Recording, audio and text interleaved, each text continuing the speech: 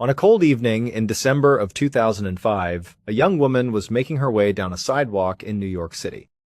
The city was alive with the holiday spirit.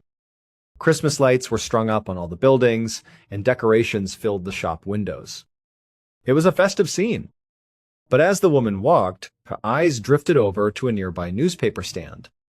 And something she saw on the front page of the paper made her stop dead in her tracks. It wasn't festive at all. It was the opposite. Staring back at her from the front page was a picture of a person she had hoped she would never have to see again for the rest of her life. On the evening of Sunday, the 27th of November, 2005, a 21-year-old woman named Catherine Woods was in the bathroom of her small New York City apartment, carefully leaning towards the mirror. She was putting on her eyeliner, getting ready for work. Her phone, sitting on the counter beside her, buzzed with an incoming call. But Catherine didn't even glance at it. She was in a hurry and didn't have a moment to spare. Her shift started at 7 o'clock, and she couldn't be late. Catherine had moved to the big city from her home in Ohio 3 years earlier. She had a dream, a big one. She wanted to be a dancer on Broadway. But New York City is an expensive place to live, especially when you're chasing a dream. So, to make ends meet, Catherine was working 3 different jobs. 2 of her jobs were pretty normal. She was a waitress at a local restaurant, and she also taught dance classes to children, which she really enjoyed. But tonight, she was getting ready for her 3rd job. And this job was different. It wasn't something she was proud of. In fact, she felt a sense of shame about it, so much so that she kept it a secret from almost everyone she knew, including her family back in Ohio. Her 3rd job was at a strip club near Times Square called Flash Dancers, where she worked as a topless dancer. Catherine didn't like the work, not one bit. But the money was good, really good. And if she was going to have any real shot at making it on Broadway, she needed that money for voice lessons and dance classes and all the other expenses that came with being a performer in New York.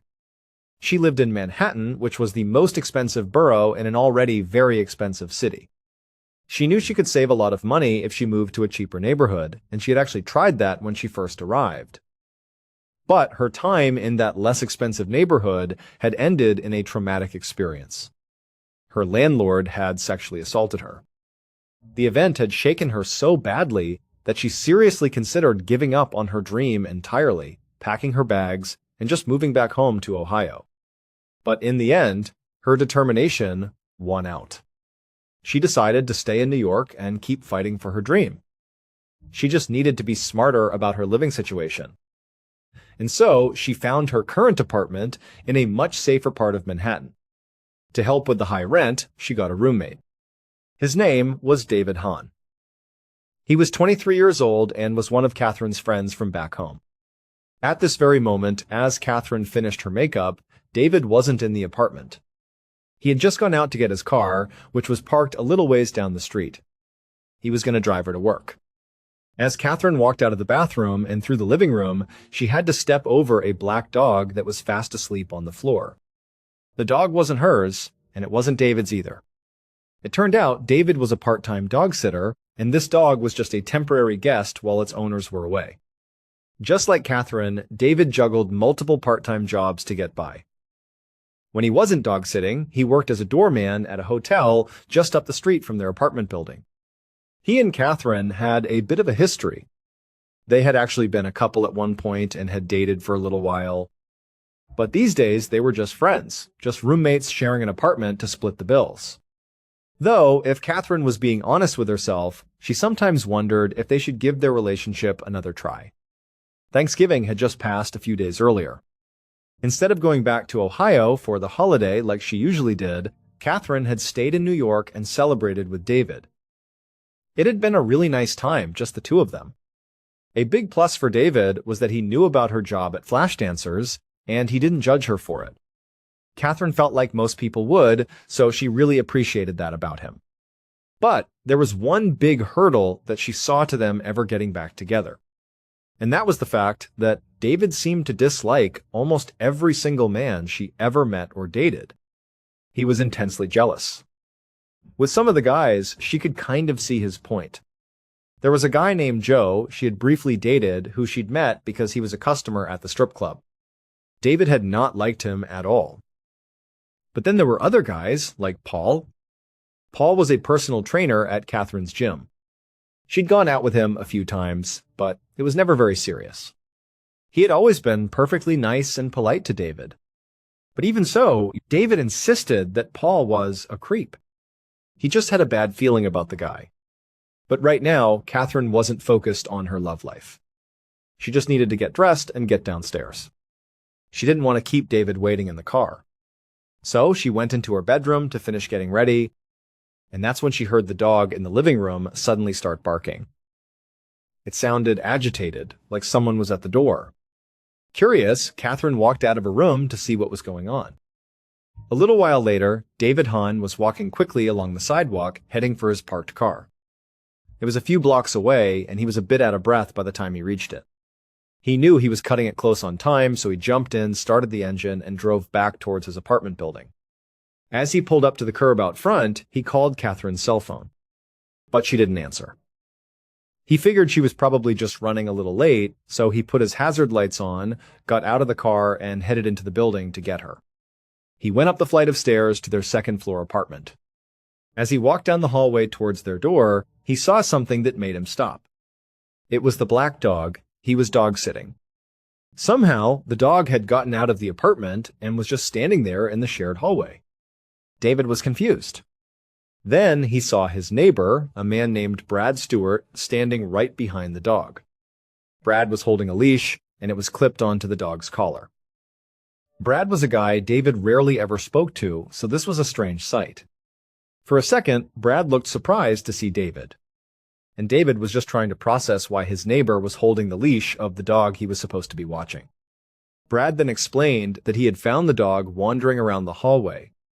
He said he recognized it as David's and was just bringing it back. Brad told him he had just knocked on their apartment door, but nobody had answered. At this point, David understood why Brad had the dog, but he had no idea how the dog had gotten out of the apartment in the first place. He decided not to ask. He just thanked Brad, took the leash from him, and then walked over to the door of his apartment, number 2D. The door was closed, but when he turned the handle, he found that it was unlocked. David couldn't remember if he had locked it when he left or not. He opened the door and called out Catherine's name. There was no response. That was weird. She should have been ready and waiting for him. He stepped inside, leading the dog with him. He didn't see Catherine in the living room, but he did notice that the door to her bedroom was cracked open just a little bit. He walked over to it and called her name again. Still nothing. He tried to push her bedroom door open, but it wouldn't budge. It swung open maybe a few inches and then stopped hard. He could feel a heavy resistance on the other side, as if something big was on the floor, blocking the door from opening all the way. Now, with all these strange little things happening one after another, a feeling of worry started to creep into David's mind. A surge of adrenaline hit him. He put his shoulder into the door and shoved it open. He squeezed his head through the opening and looked inside. And what he saw in there made him immediately pull back. He turned, ran out of the apartment into the hallway, and he called the police. About 30 minutes later, around 7:30 p.m., an NYPD detective named Stephen Getz was walking up the stairs of an apartment building in Manhattan. This part of the city, the Upper East Side, was known for being extremely safe. Homicides were practically unheard of here. But based on the frantic 911 call, Getz knew that a potentially grisly murder scene was waiting for him in apartment 2D. When he got to the second-floor landing, he saw several other NYPD officers were already on the scene. One of them was talking to a young, skinny guy standing in the hallway. The man looked completely distraught and was clutching a leash attached to a black dog. Another officer came over and gave Detective Getz a quick rundown. He said the man was the victim's roommate, David Hahn.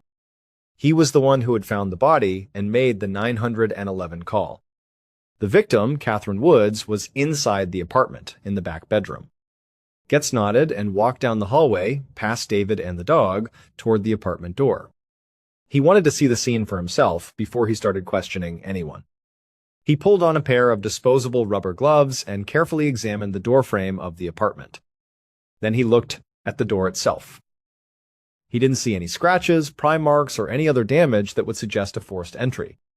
So, he stepped inside. The small living room was a bit messy, but it didn't look like it had been ransacked or turned over in a robbery. The futon was pulled out into a bed, and there were some men's clothes scattered around, but it just looked like a normal lived-in space. Getz moved carefully through the living room, making sure not to disturb anything. He headed towards the back of the apartment, to what he assumed was the bedroom where the body was located. The door was open just enough for him to squeeze through. When he stepped inside the room, he was met with a horrific sight. There was blood everywhere. It was splattered on the walls and on the furniture. The room itself looked like it had been completely torn apart.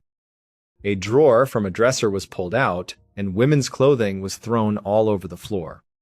The mattress had been ripped completely off the bed frame and was now lying on the floor. In fact, the mattress was the very thing that had been blocking the door from opening all the way, and there, in the middle of the room, lying in a large pool of blood, was the body of a young woman. Getz knew from the 911 call that her name was Catherine Woods.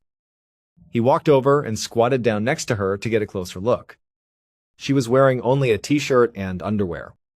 On the front of her t-shirt, there was a very clear and distinct shoe print, as if the killer had literally stepped on her chest. Her body was covered in at least a dozen stab wounds. There were also cuts on her hands and arms, which gets recognized as defensive wounds. They told him that she had fought back hard against her attacker. But the most severe injuries were to her neck. Her killer had slit her throat with such force that they had nearly decapitated her. To Detective Getz, it was immediately clear that this was not a random act of violence. This was a crime of pure rage, a personal attack. At that moment, Getz heard footsteps behind him. He stood up and turned to see that the NYPD forensics team had arrived. The blocked door was making it difficult for everyone to move in and out of the bedroom. So, one of the first things the forensics team did was carefully pick up the mattress from the floor and lean it up against the wall, clearing the doorway. Now, the bedroom door could swing open freely. Detective Getz stepped back to give the forensics team space to work. He watched as they carefully lifted the shoe print from the t-shirt Catherine was wearing. They then found a second identical shoe print on her bedsheets, and they collected that as well. To Detective Getz, both prints appeared to be from the exact same shoe. And just by looking at them, he guessed they belonged to a man of average size. An idea sparked in the detective's mind. He stepped out of the bedroom and back into the living room. He quickly spotted a couple of pairs of men's shoes lying on the floor near the futon. He picked one up and looked at the sole. The tread pattern didn't match the prints he had just seen in the bedroom. But the size of the shoe, it looked to be about the same. An hour later, at about 8:30 p.m., Detective Getz sat across from David Hahn at a table inside an interview room at the NYPD's 19th precinct. He handed a bottle of water to David, who was currently his #1 suspect. The facts were simple and damning. There was no sign of forced entry at the apartment, which meant Catherine's killer either had a key or was let inside by someone who did. The murder weapon was a knife, and the attack was so brutal and savage that it screamed of personal motivation. Even though Catherine's bedroom was a mess, it didn't look like anything had been stolen. And because she was found partially undressed, a sexual motive was also a possibility. So, the detective's working theory was that the killer was a man who knew Catherine well, had easy access to her apartment, and had a personal reason to be angry with her. David Hahn fit that profile perfectly. Plus, it appeared he wore the same size shoe as the killer. As Detective Getz settled into his chair and took out his notepad, he did a quick, subtle scan of David's arms and hands. He was looking for any signs of a struggle. Cuts, scratches, bruises. He saw nothing. The detective found this interesting. Catherine had clearly fought for her life. Her killer would almost certainly have some marks on them. But Getz kept this thought to himself. Instead, he just leaned forward and, in a calm voice, asked David to walk him through what had happened that day. David's hands were shaking as he took a sip of water. He took a deep breath and began to speak. He said he had been at the apartment with Catherine that evening until about 6:40 p.m. That's when he left to go get his car so he could drive her to her 7 p.m. shift at Flash Dancers. But, he said, getting the car took longer than he thought it would. On his way, he had run into some of his coworkers from his doorman job, and he had stopped to chat with them for a few minutes. He said after he got his car and drove back, he expected to see Catherine waiting for him on the curb outside their building. But she wasn't there. When he called her phone and she didn't answer, he went inside to get her. That's when he ran into his neighbor, Brad, in the hallway holding the dog. And then, he said, he went into the apartment and found Catherine's body. David told the detective that he called 911 right away and that it was right around 7 p.m. At this, Detective Getz paused his writing and looked up at David. He couldn't believe what he was hearing. David was claiming that he was only gone from the apartment for about 20 minutes.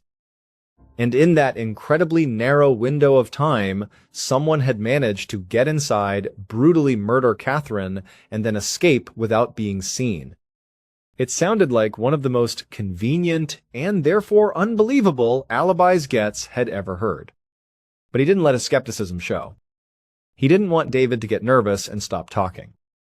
So he kept his tone sympathetic and asked David how long he had known Catherine. David explained that they had met a few years ago back in Ohio. They started dating, and he eventually followed her to New York to live with her. But not long after he moved, Catherine broke up with him and asked him to move out. David said he couldn't afford a place of his own, so he ended up sleeping in his car. Catherine had felt bad for him, so she eventually let him move back in, but on one condition: he had to sleep on the futon in the living room.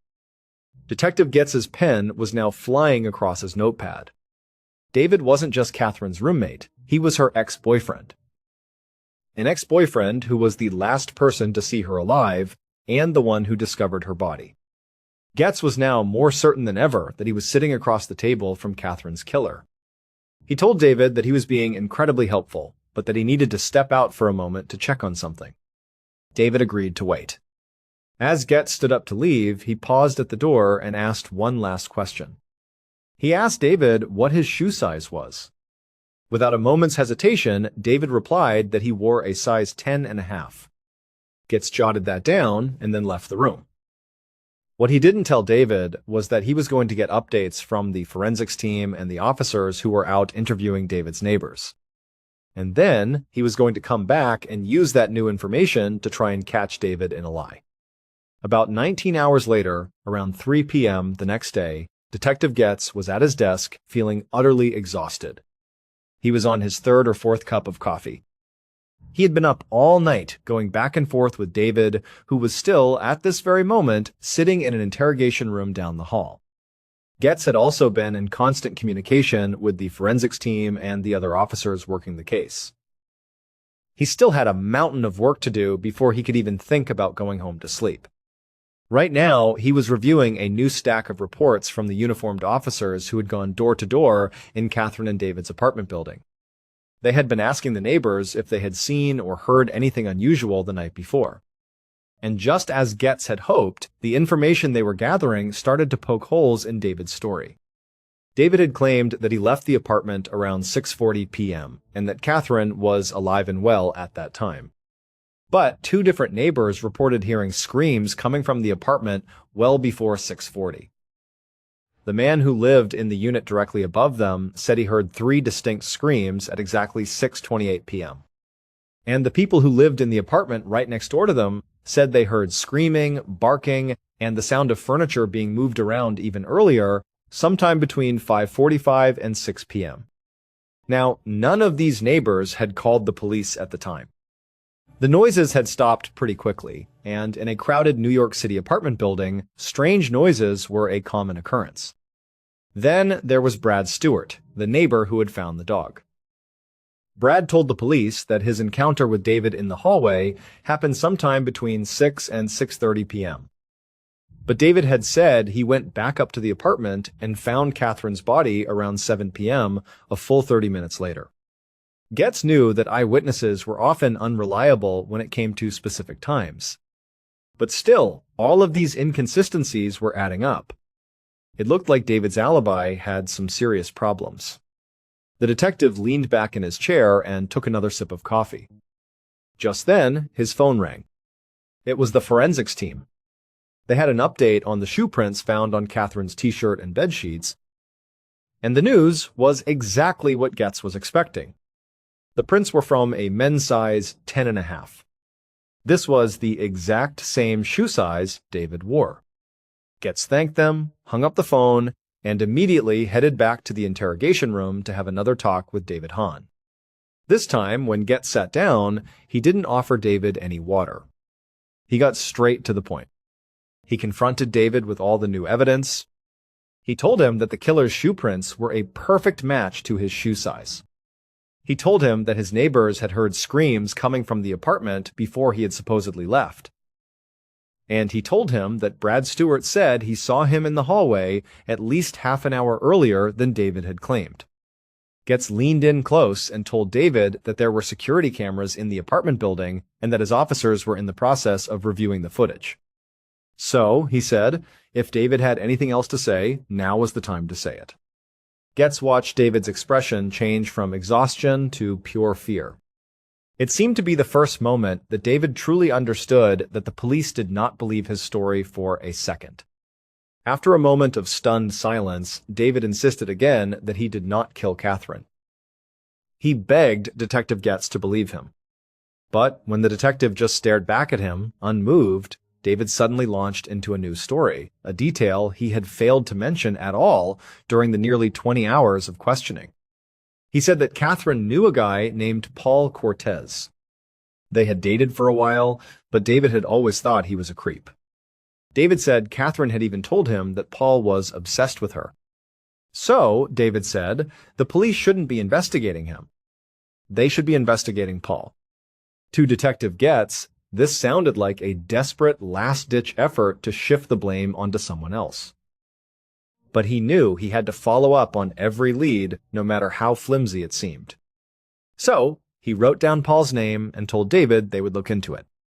When Getz finally left the station for the night, David was still in the interrogation room. And outside the precinct, reporters from all the major newspapers were starting to gather. The next morning, the story of Catherine's murder was everywhere. Pictures of her smiling face were on the front page of all the local papers and on the morning news. The headline on the New York Daily News made Detective Getz grimace. It read, "Secret Life of Slain Stripper." The article reported that Catherine's family, who had flown in from Ohio to identify her body, had no idea she had been working as a topless dancer.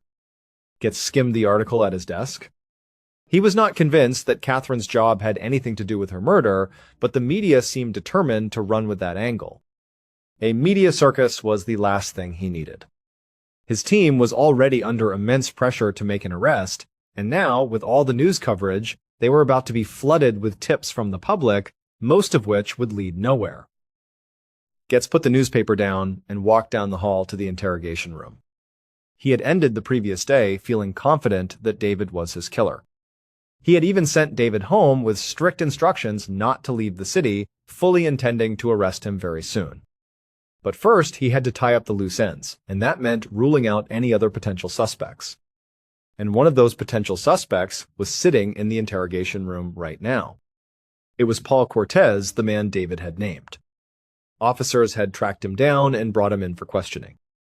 As soon as Getz entered the room, the first thing he did was look down at Paul's shoes.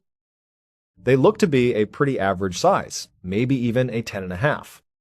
Getz also checked Paul's hands and arms for any scratches or bruises.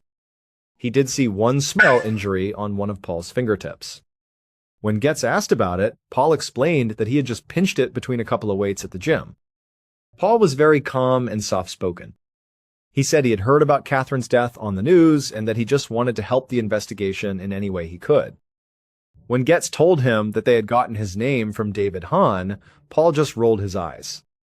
He said that David had always been jealous of his relationship with Catherine, Paul explained that he had met Catherine at the gym about a year ago, and they had dated on and off ever since. He said that at the time of her death, they were in an off phase, but he still cared about her deeply and hoped that one day they might get back together. Paul told Getz that he hadn't seen Catherine on the day she died, but he had spoken to her on the phone earlier that afternoon. He said that was normal for them. They still talked from time to time. He said he had actually tried to call her a second time later that day, but she didn't pick up. He didn't think much of it at the time. Paul then gave his alibi for that night. He said he went shopping with some friends and then went to a local bar to watch the Jets game around 8:30 p.m. Getz made a note to check his alibi. Then he asked Paul if he had any idea who might have wanted to hurt Catherine. Paul thought for a moment, and then his eyes lit up as if he just remembered something important. He said there was a stalker, a guy named Joe, who had been a regular customer of Catherine's at the strip club. He said that months ago, this guy Joe had somehow gotten Catherine's personal phone number and started contacting her outside of the club. Around that same time, Catherine had been roofied during one of her shifts. Paul said he could never prove it, but he had always suspected that it was Joe who had drugged her. Catherine had cut off all contact with Joe after that, but the whole incident had really bothered Paul. He had tried to convince Catherine to quit her job, but she had refused. Paul admitted that he had even called Catherine's father to tell him how worried he was about her. Catherine had been furious with him for doing that and had stopped talking to him for weeks. Getz wrote all of this down and then asked Paul if he knew how to get in touch with this Joe. Paul said he didn't have his number, but he knew it would be in Catherine's phone. Because, he said, the last time he spoke to Catherine on the phone, on the very afternoon she died, she had told him something that surprised him.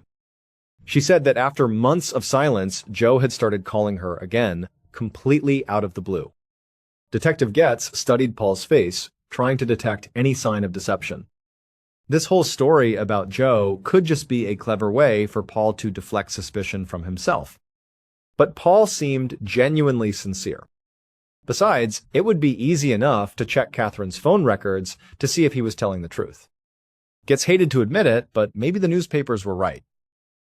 Maybe he did need to start looking more seriously at the men Catherine knew from the strip club.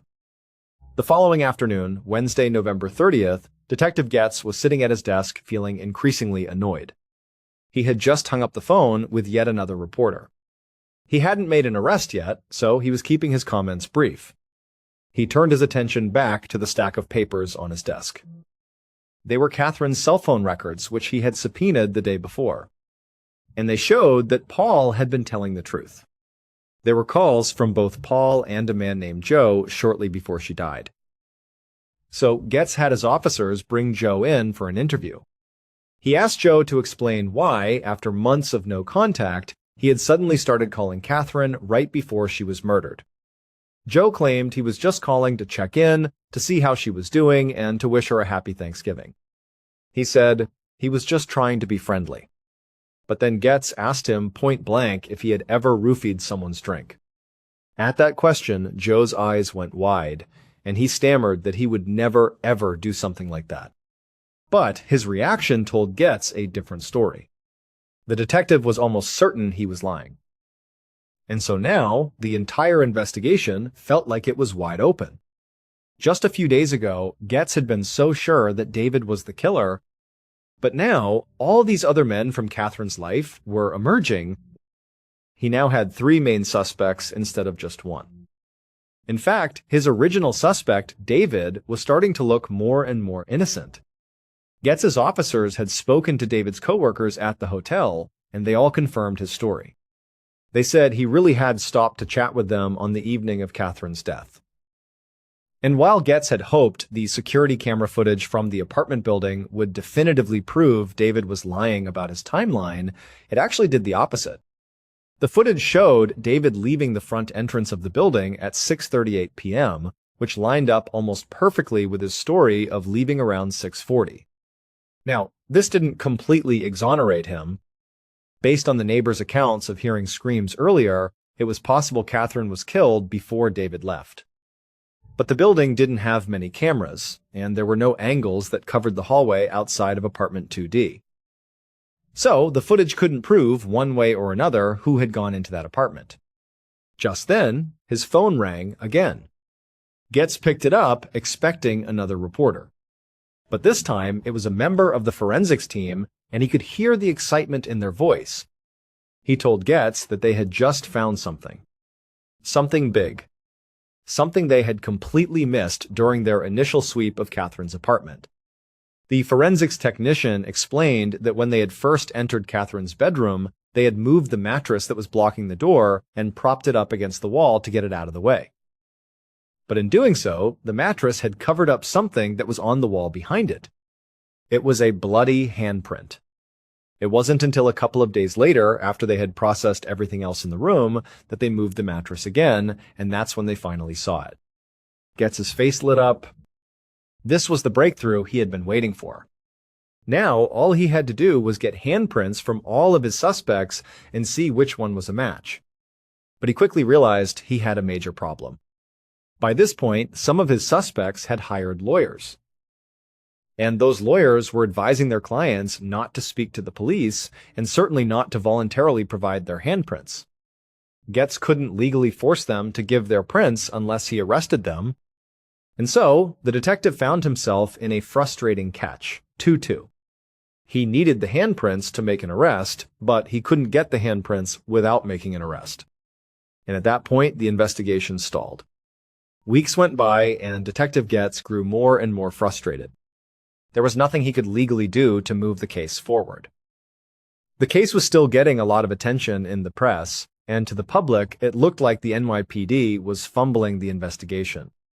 But then, on December 16th, almost 3 weeks after Catherine's murder, the very news coverage that had been annoying Getz so much ended up giving him the key he needed to solve the case. That day, a woman called the NYPD. She was calling because of something she had seen on the front page of a New York newspaper. And what this woman had to say would lead Detective Getz directly to Catherine's killer. Based on all the evidence, this is what police believe happened to Catherine Woods on the evening of the 27th of November 2005.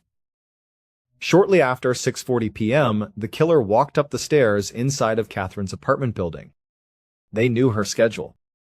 They knew that at this very moment, she would be alone in her apartment, getting ready for her shift at Flash Dancers. The fact that she worked at that club was a source of intense jealousy for the killer. The thought of other men looking at her, of her giving her attention to anyone else, drove them into a silent rage. The killer had tried to win her over to make her his, but she had rejected him. And now, the time for talking was over. The killer walked quietly down the hallway to apartment 2D. They reached for the doorknob and turned it. It was unlocked. As they slipped silently into the apartment, they pulled out the knife they had hidden in their sweatshirt. But then, something unexpected happened. The black dog that was lying on the living room floor jumped up and started barking at them. For a brief moment, the killer considered turning around and leaving. But then, Catherine, alerted by the dog's barking, came out of her bedroom. She looked right at the killer, and she saw the knife in their hand. Catherine let out a scream and immediately ran back into her bedroom, the one room in the apartment that the killer was not welcome in. The thought of her trying to hide from them in her own private space sent a surge of anger through the killer. They charged into the room after her. Catherine was already on the far side of her bed, trying to lift the mattress to use it as a shield. But the killer was too fast.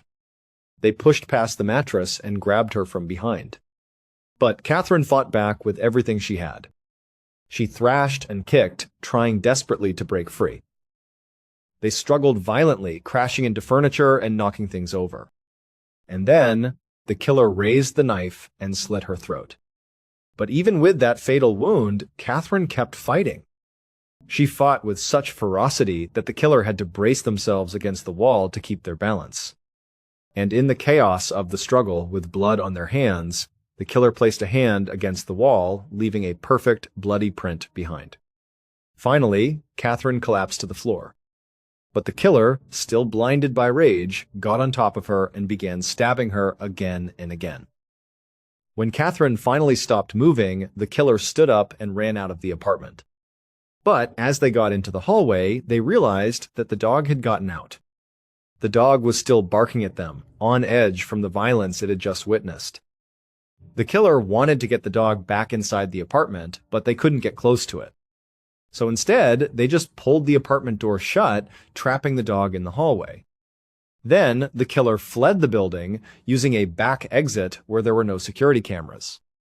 And for weeks, it seemed like they had gotten away with it. Until their violent past finally caught up with them. Several weeks after Catherine's murder, a young woman who had no connection to Catherine was walking down the street in New York when a newspaper at a newsstand caught her eye. On the front page was a story about the murder case, and there was a picture of one of the main suspects. The woman was horrified. She recognized the man in the picture. He had sexually assaulted her about a year earlier. She had been too scared and ashamed to ever file a police report. But now, seeing that this same man was a suspect in a brutal murder, she knew she had to speak up. She called the NYPD and told them her story. The NYPD's Special Victims Unit used her accusation as the basis to arrest the man, and that man was Paul Cortez. Finally, with Paul under arrest, Detective Getz was legally able to get his handprint. And it was a perfect match to the bloody print found on Catherine's bedroom wall. David's suspicions about Paul had been right all along. He was a violent predator who had assaulted at least one other woman before he murdered Catherine.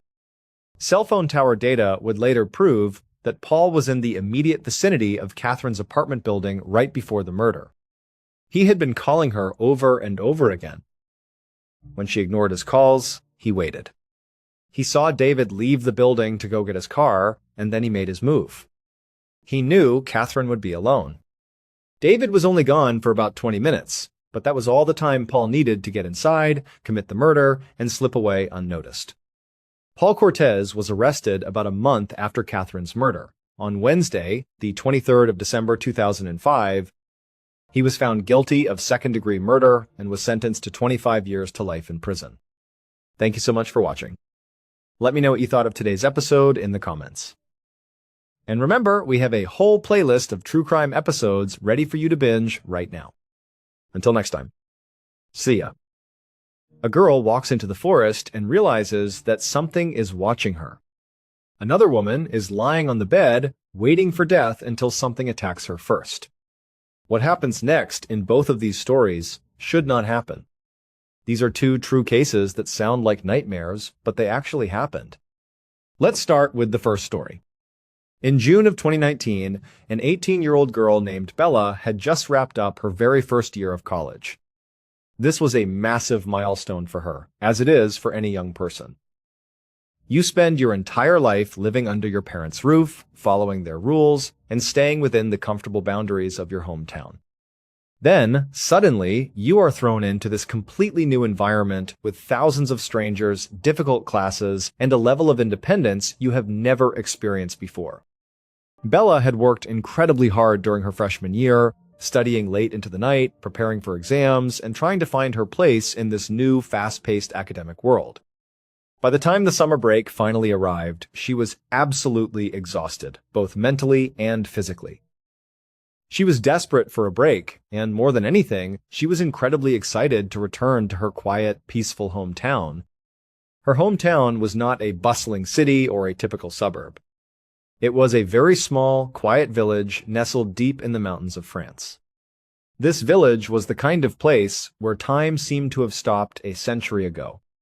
It was incredibly quaint, with old stone buildings, narrow cobblestone streets, a small bakery, and a very slow, peaceful pace of life. But the most defining feature of this village was its geography. It was completely surrounded on all sides by a massive, dense forest. This forest did not just sit near the village, it felt like it was actively swallowing it. The trees grew thick and tall, running right up to the edges of the roads and the backyards of the houses. For most people, a forest that vast and thick might feel a bit intimidating or even claustrophobic. But for Bella, who had lived there her entire life, this forest was her backyard. It was her playground, her escape, and her favorite place to be. Ever since she was a little girl, Bella had spent countless hours exploring those woods. It was a normal thing for the local kids to do. They would go on hikes, climb trees, and build forts in the brush. But Bella had one very specific place in that forest that she loved more than anywhere else in the world. It was a man-made lake that sat deep within the wilderness. To get to this lake, you could not just walk out of your back door and find a paved path. You had to know exactly where you were going because the route was complicated and there were absolutely no signs, maps, or trail markers to help you. The layout of this journey is incredibly important to understand because every single detail of this route would play a major role in the terrifying events that were about to unfold. To get to this made lake, Bella would start by leaving her parents' house, getting into her car, and driving about 2 miles down the main winding road that led away from the village. This road cut through the mountains, with the thick tree line bordering the pavement on both sides. After driving exactly 2 miles, Bella would pull her car onto a small, unmarked dirt shoulder on the side of the road. To any passing driver, this shoulder looked like nothing. It just looked like a random spot where someone might pull over if they had a flat tire. There were no signs indicating a trail, no maps, and no indication that anything of interest lay beyond the tree line. But Bella knew the area. Once she parked her car, she would step out onto the dirt shoulder, lock her doors, and walk directly toward the wall of trees. Right at the edge of the forest, almost completely hidden by thick brush and low-hanging branches, was a tiny, faint trail. It was barely wide enough for one person, resembling a narrow goat path more than a hiking trail. Bella would step onto this path and immediately began walking due north, straight into the thickest part of the tree line. For the first few minutes, she would have to push her way through heavy branches and low foliage. The forest was incredibly quiet, with only the sounds of her own boots stepping on the dirt, dry leaves, and pine needles. But after walking for a short distance, the thick brush would suddenly give way, and she would find herself in a small, beautiful clearing. Running right through the middle of this clearing was a crystal-clear stream. The stream flowed from north to south, and right along its eastern bank was a slightly more defined dirt path. Bella would step onto this path next to the stream and begin her long journey north. She would walk along this stream for about an hour. It was a steady, peaceful hike. The water bubbled over the gray rocks to her left, and the tall canopy of the ancient pine trees blocked out most of the direct sunlight, keeping the air cool, damp, and smelling of pine. She knew every bend in the stream, every large boulder, and every fallen log. She had made this walk dozens of times throughout her childhood. After about an hour of hiking along this stream, the trail next to the water would make a sharp left turn. It veered away from the stream and headed deeper into the woods toward another part of the mountain. But Bella did not follow the trail to the left. Instead, she would step off the path and walk directly into the stream itself. For the final leg of her journey, she had to hop from stone to stone, walking directly in the shallow, cold water, continuing to follow the stream's path northward.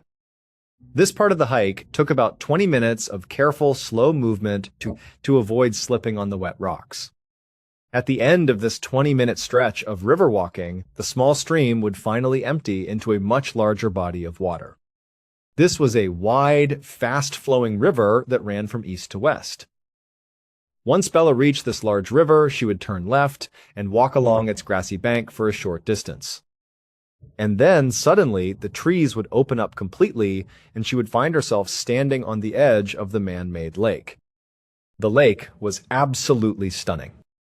It was a massive, wide-open expanse of water surrounded on all sides by a thick, unbroken wall of green trees. Because it was so deep in the forest, and because the route to get there was so difficult, long, and completely unmarked, virtually nobody else ever came here.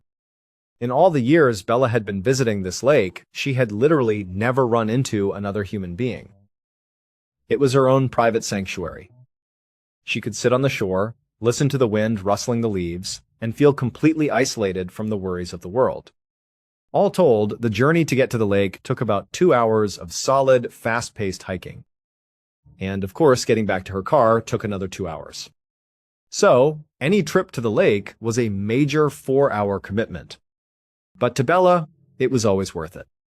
It was her favorite routine, and it was the very first thing she wanted to do now that she was back home from college.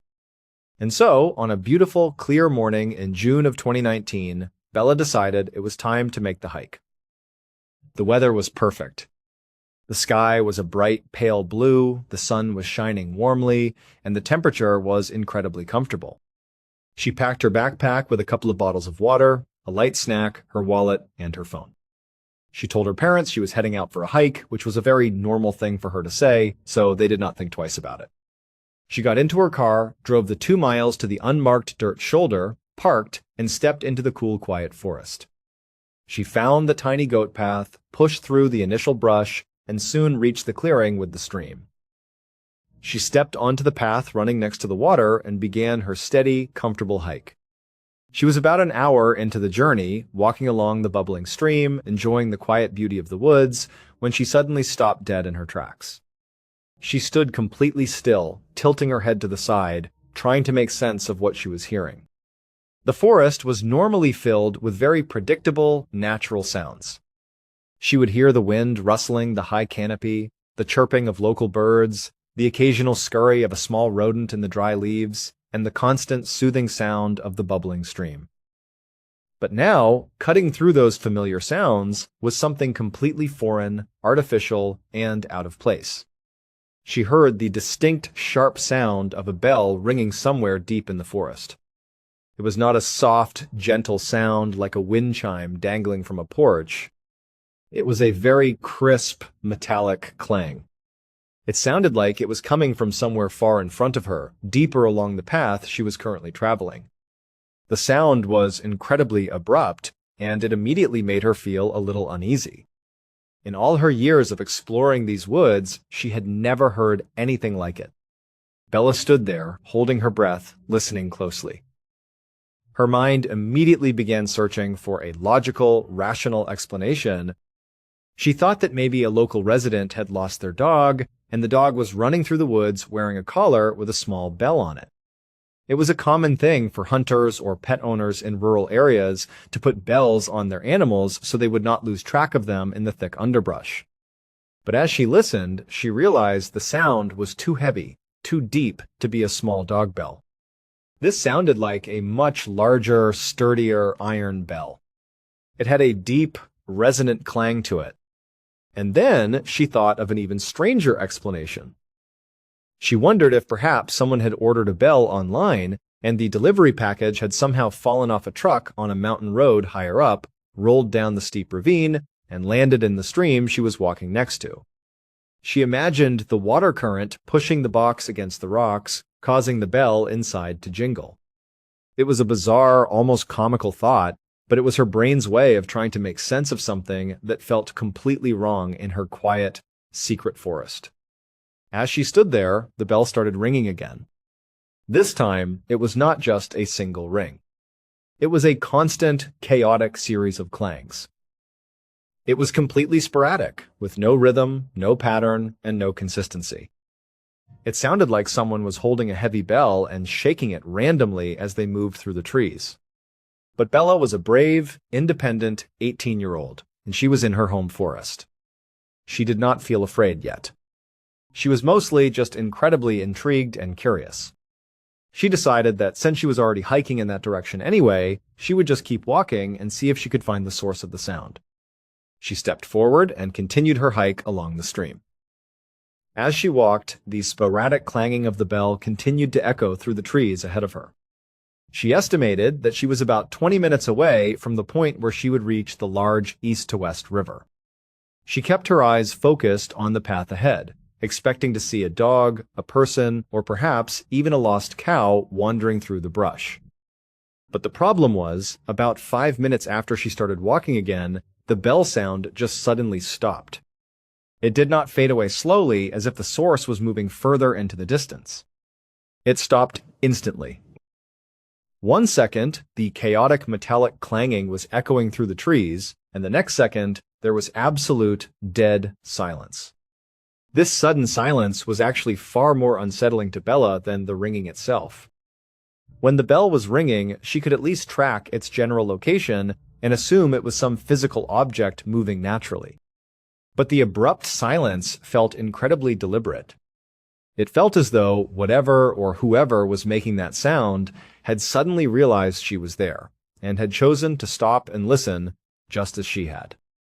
Bella stood frozen on the trail for a moment, her heart beating a little faster. She looked around at the thick trees, but she could see nothing but green leaves, thick trunks, and deep shadows. She tried to shake off the uneasy feeling. She told herself that she was being silly. It was broad daylight, she was in a beautiful forest, and she was very close to her favorite lake. There was no reason to be scared. She took a deep breath, adjusted her backpack straps, and continued walking. She hiked for another 5 minutes, getting closer to the end of the stream path. The silence in the forest remained heavy and unbroken. As she approached the area where the trail would soon turn left, and she would have to start stepping on the river stones, she noticed something lying on the ground directly in the middle of the path ahead of her. At first, she could not make out what it was. It looked like a dark, shapeless mass. She thought it might be a large rock that had fallen onto the trail, or perhaps a large branch that had snapped off a tree. But as she took a few more steps closer, she realized it was the body of an animal. She slowed her pace, her eyes wide as she examined the form. It was a beaver. The beaver was lying completely flat on the damp dirt trail, right in the center of the path where she had to walk. It was a very strange sight, as beavers in this area usually stayed very close to the water and were rarely seen lying dead in the middle of a hiking trail. But as Bella stepped even closer, she saw something that made her stomach turn. The beaver's head was completely gone. It had been cleanly, surgically severed from the body. Bella looked down at the neck of the animal, expecting to see a bloody, ragged mess. If a predator, like a wolf, a lynx, or a wild dog, had attacked the beaver, the wound would be torn, shredded, and violent. There would be bite marks, claw marks, and signs of a struggle. But there was none of that. The cut across the neck was incredibly clean, as if someone had used an extremely sharp knife, a saw, or a scalpel to slice right through the bone and tissue. Even stranger, there was absolutely no blood on the dirt around the body. The ground was dry and clean. The headless beaver was just lying there, dry and intact, except for its missing head. Bella stood over the carcass, a deep chill running down her spine. She nudged the body gently with the toe of her boot. The animal's limbs were still soft, limp, and loose. Rigor mortis, the natural stiffening of a body after death, had not set in yet. There was also absolutely no smell of decay. This meant the beaver had died very recently. In fact, it must have been killed only a short time before she arrived at this spot. At this point, all the pieces began to connect in her mind, and the picture they painted was terrifying. The strange, sporadic clanging of the bell. The sudden, abrupt silence. And now a freshly decapitated beaver lying directly in the middle of her path. She realized that the bell sound had stopped right around the time she was approaching this very area. It was highly likely that whoever had killed this beaver had been standing right here doing this horrific deed while she was walking toward them. When they heard her approaching, they must have stopped ringing the bell, cut the head off, and slipped into the thick trees to hide. The thought that some strange person was lurking in the bushes just yards away from her, holding a sharp knife and a severed beaver head, was absolutely horrifying. Bella felt an overwhelming urge to turn around and run back to her car. But then, she stopped herself. She took a few deep breaths and tried to force her logical, pragmatic mind to take over. She told herself that she was overthinking the situation. Perhaps another animal had indeed killed the beaver and somehow managed to pull the head off cleanly. Maybe the lack of blood was due to some natural post-mortem process she did not understand. Maybe the bell sound had nothing to do with this at all and was just a random coincidence. She did not want to let some strange, unexplained events ruin her first trip to the lake. She had walked for over an hour and she was only 15 minutes away from her sanctuary. She decided she would not let fear win. She stepped carefully around the headless beaver, avoiding making any contact with it. She walked to the edge of the stream, stepped onto the wet rocks, and began making her way toward the large east-to-west river. She reached the river, turned left, and soon emerged at the man-made lake. She spent a couple of hours at the lake, trying to relax, but she could not fully shake the uneasy feeling. Every little rustle of the leaves, every crack of a branch in the distance made her jump. Still, nothing happened. The forest remained quiet, and she did not hear any more bells or see any people. Later that afternoon, she packed up her things and began the long hike back. She walked along the river, turned onto the stream path, and passed the headless beaver once again. It was still lying there, cold and undisturbed. She hiked the remaining hour back to her car, got in, and drove home. She did not tell her parents about the bell or the beaver because she did not want them to worry or forbid her from going to the lake in the future. Fast forward to about a week later, Bella had spent her time catching up with friends from high school, sleeping in, and enjoying her summer break. But by the end of the week, she began to feel restless. She wanted to go back to the lake. The memory of the terrifying hike had faded slightly, and she convinced herself that she had simply let her imagination run wild. It was a late afternoon when she made the decision to go. She looked at the clock, and it was already 5:30 p.m. Now, Bella knew the math of this hike very well. It took 2 hours to get to the lake and 2 hours to get back. That was a 4-hour round trip. Sunset that evening was scheduled for exactly 9 p.m. If she left her house right then, drove the 2 miles, and began hiking by 5:45 p.m., she would reach the lake around 7:45 p.m. She would only have a few minutes to look at the water before she would have to immediately turn around and hike back to ensure she reached her car by 9:45 p.m. This meant the final 45 minutes of her hike back would be in the twilight or near darkness. Normally, she would never start a hike this late, especially with the weather forecast predicting potential summer thunderstorms. But Bella was feeling stubborn and impulsive. She wanted to challenge herself. She decided she would simply hike at an incredibly fast pace, practically jogging, to shave off some time and beat the darkness. As she was heading out the door, her parents stopped her. They looked out the window at the darkening sky and expressed their concern. They told her it was getting late, the clouds looked heavy, and a storm was rolling in. They suggested she wait until the morning. But Bella smiled, waved them off, and told them she would be completely fine and would be back before they knew it. She drove to the dirt shoulder, parked her car, and stepped into the woods. Immediately, she noticed the forest felt different than it had a week ago. The sky above the canopy was thick with heavy, dark gray clouds.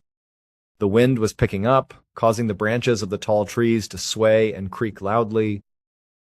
The air felt heavy, cold, and damp, carrying the distinct scent of oncoming rain. But Bella was determined.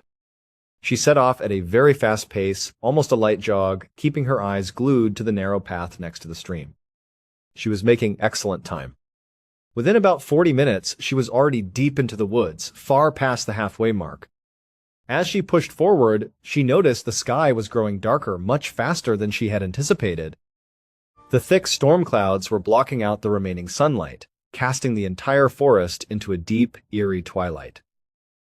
Thunder began to rumble in the distance, a low, vibrating sound that shook the ground beneath her feet. Still, she kept going.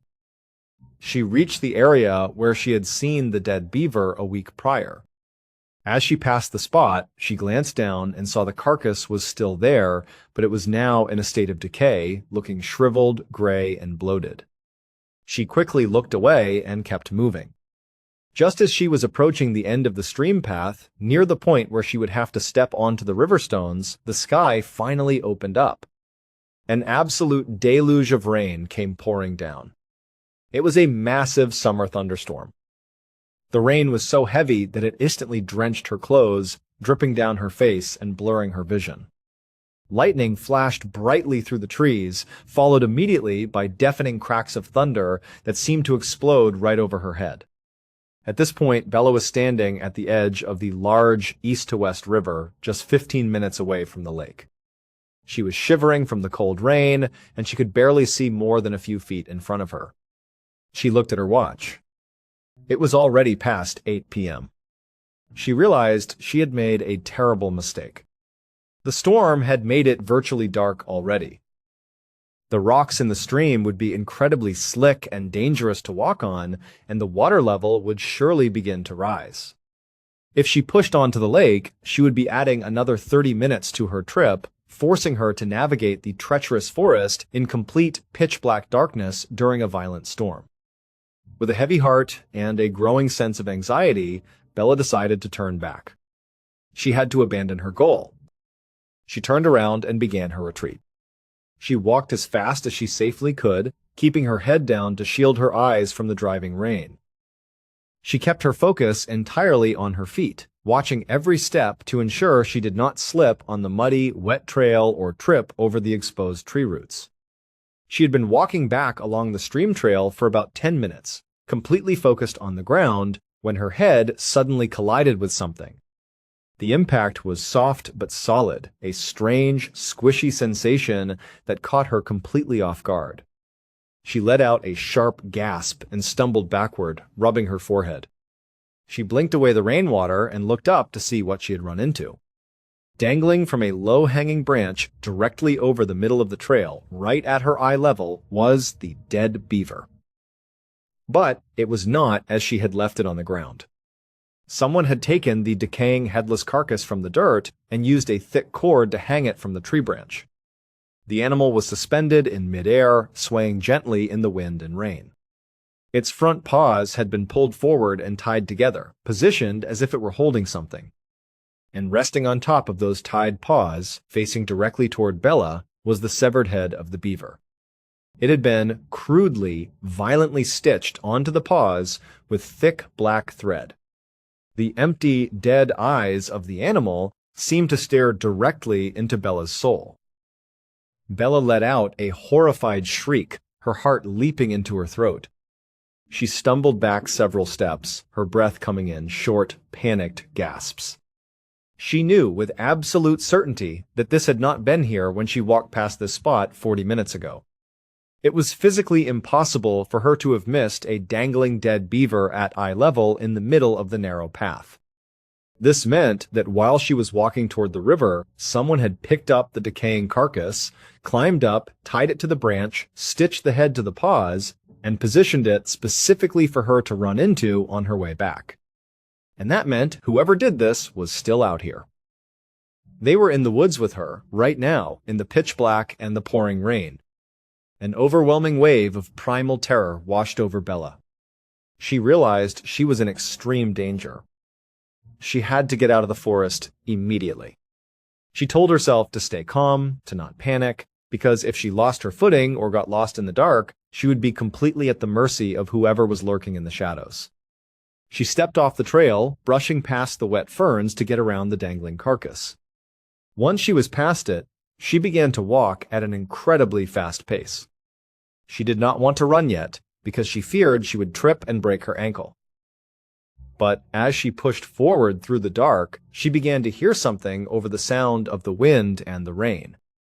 She heard the sound of footsteps behind her. They were heavy, fast steps crashing through the thick brush and snapping branches. The sounds were close, far too close. Bella felt the hairs on the back of her neck stand up. She wanted to turn around to see what was there, but she was too terrified of what she might see. She kept her eyes focused forward, picking up her pace to a fast jog. And then, she heard it. The bell. It started ringing again, right behind her.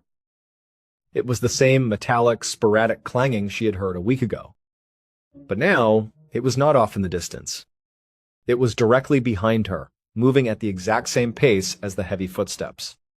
Every time the footsteps crashed through the brush, the bell clanged violently.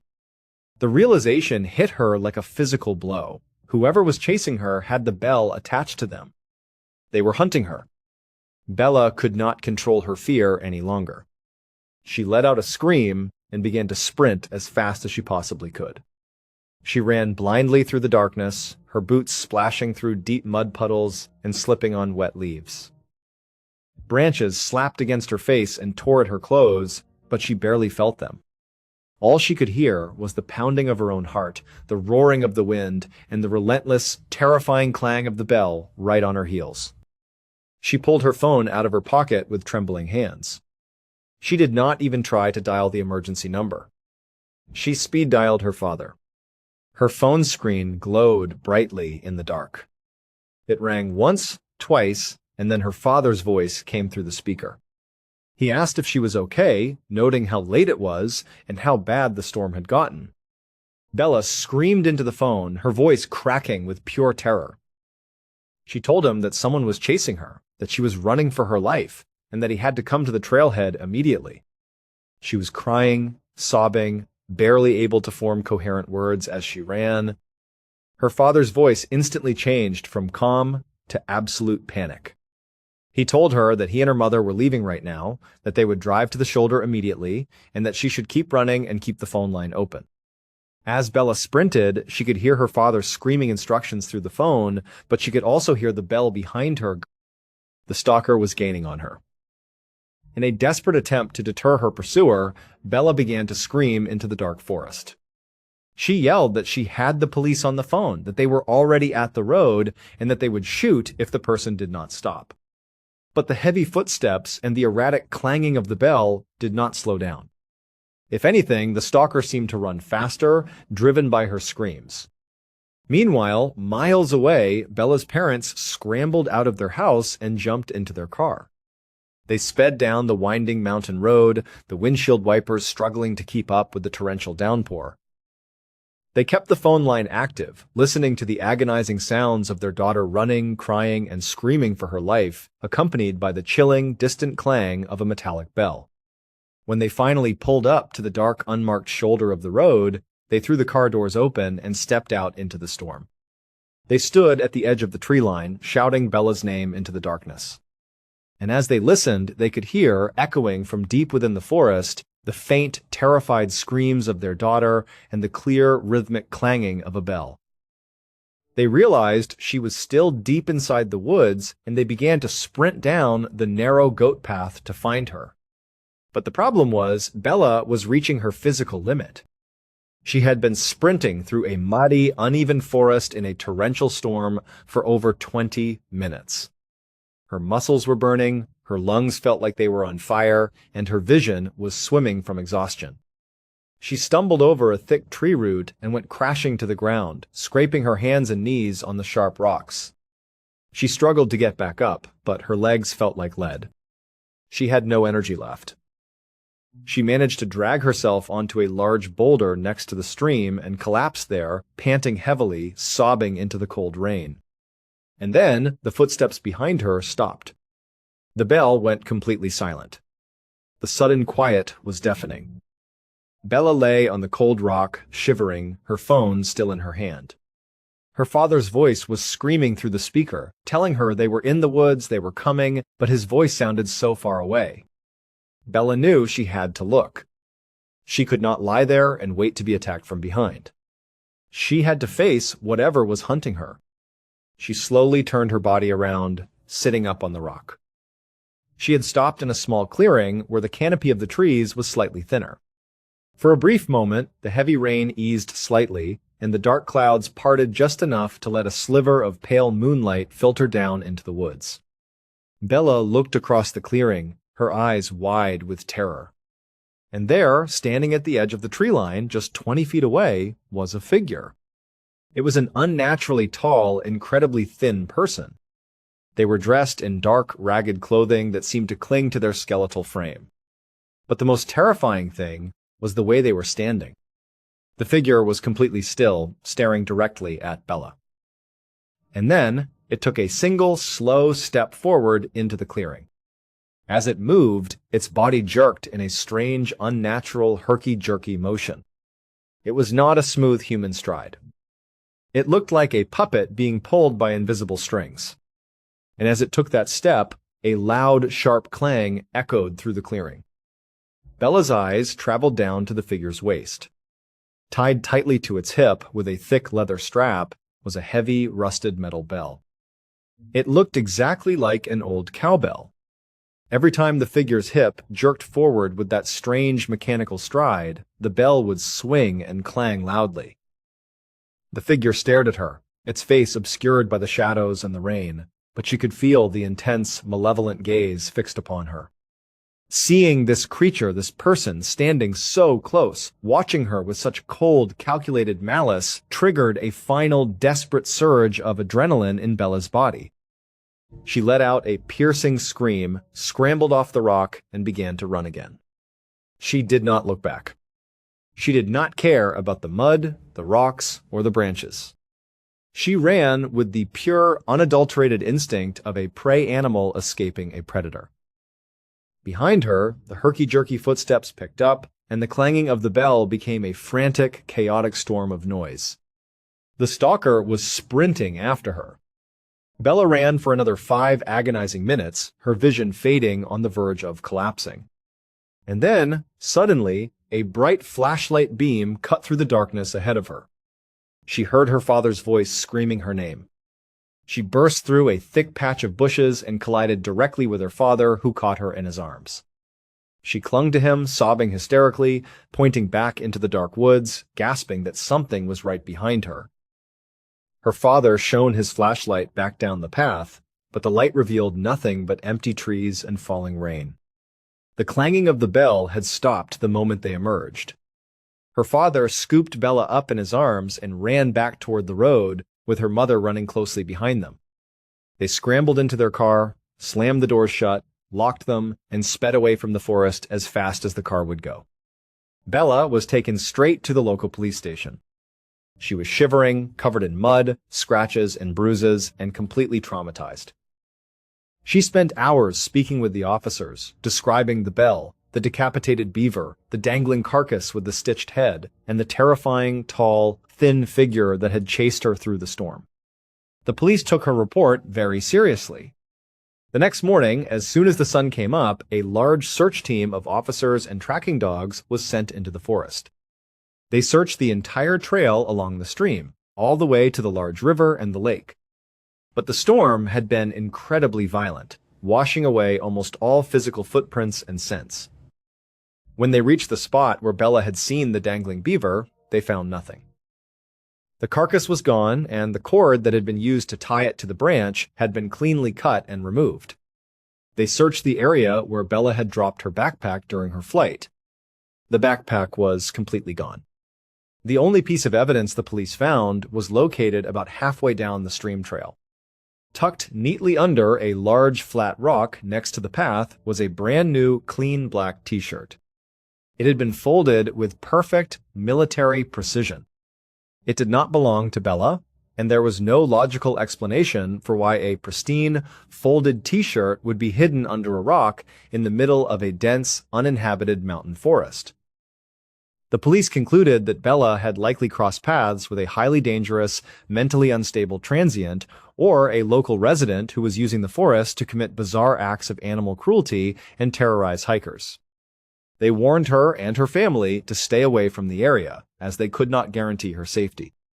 For Bella, the psychological scars of that night would never fully heal.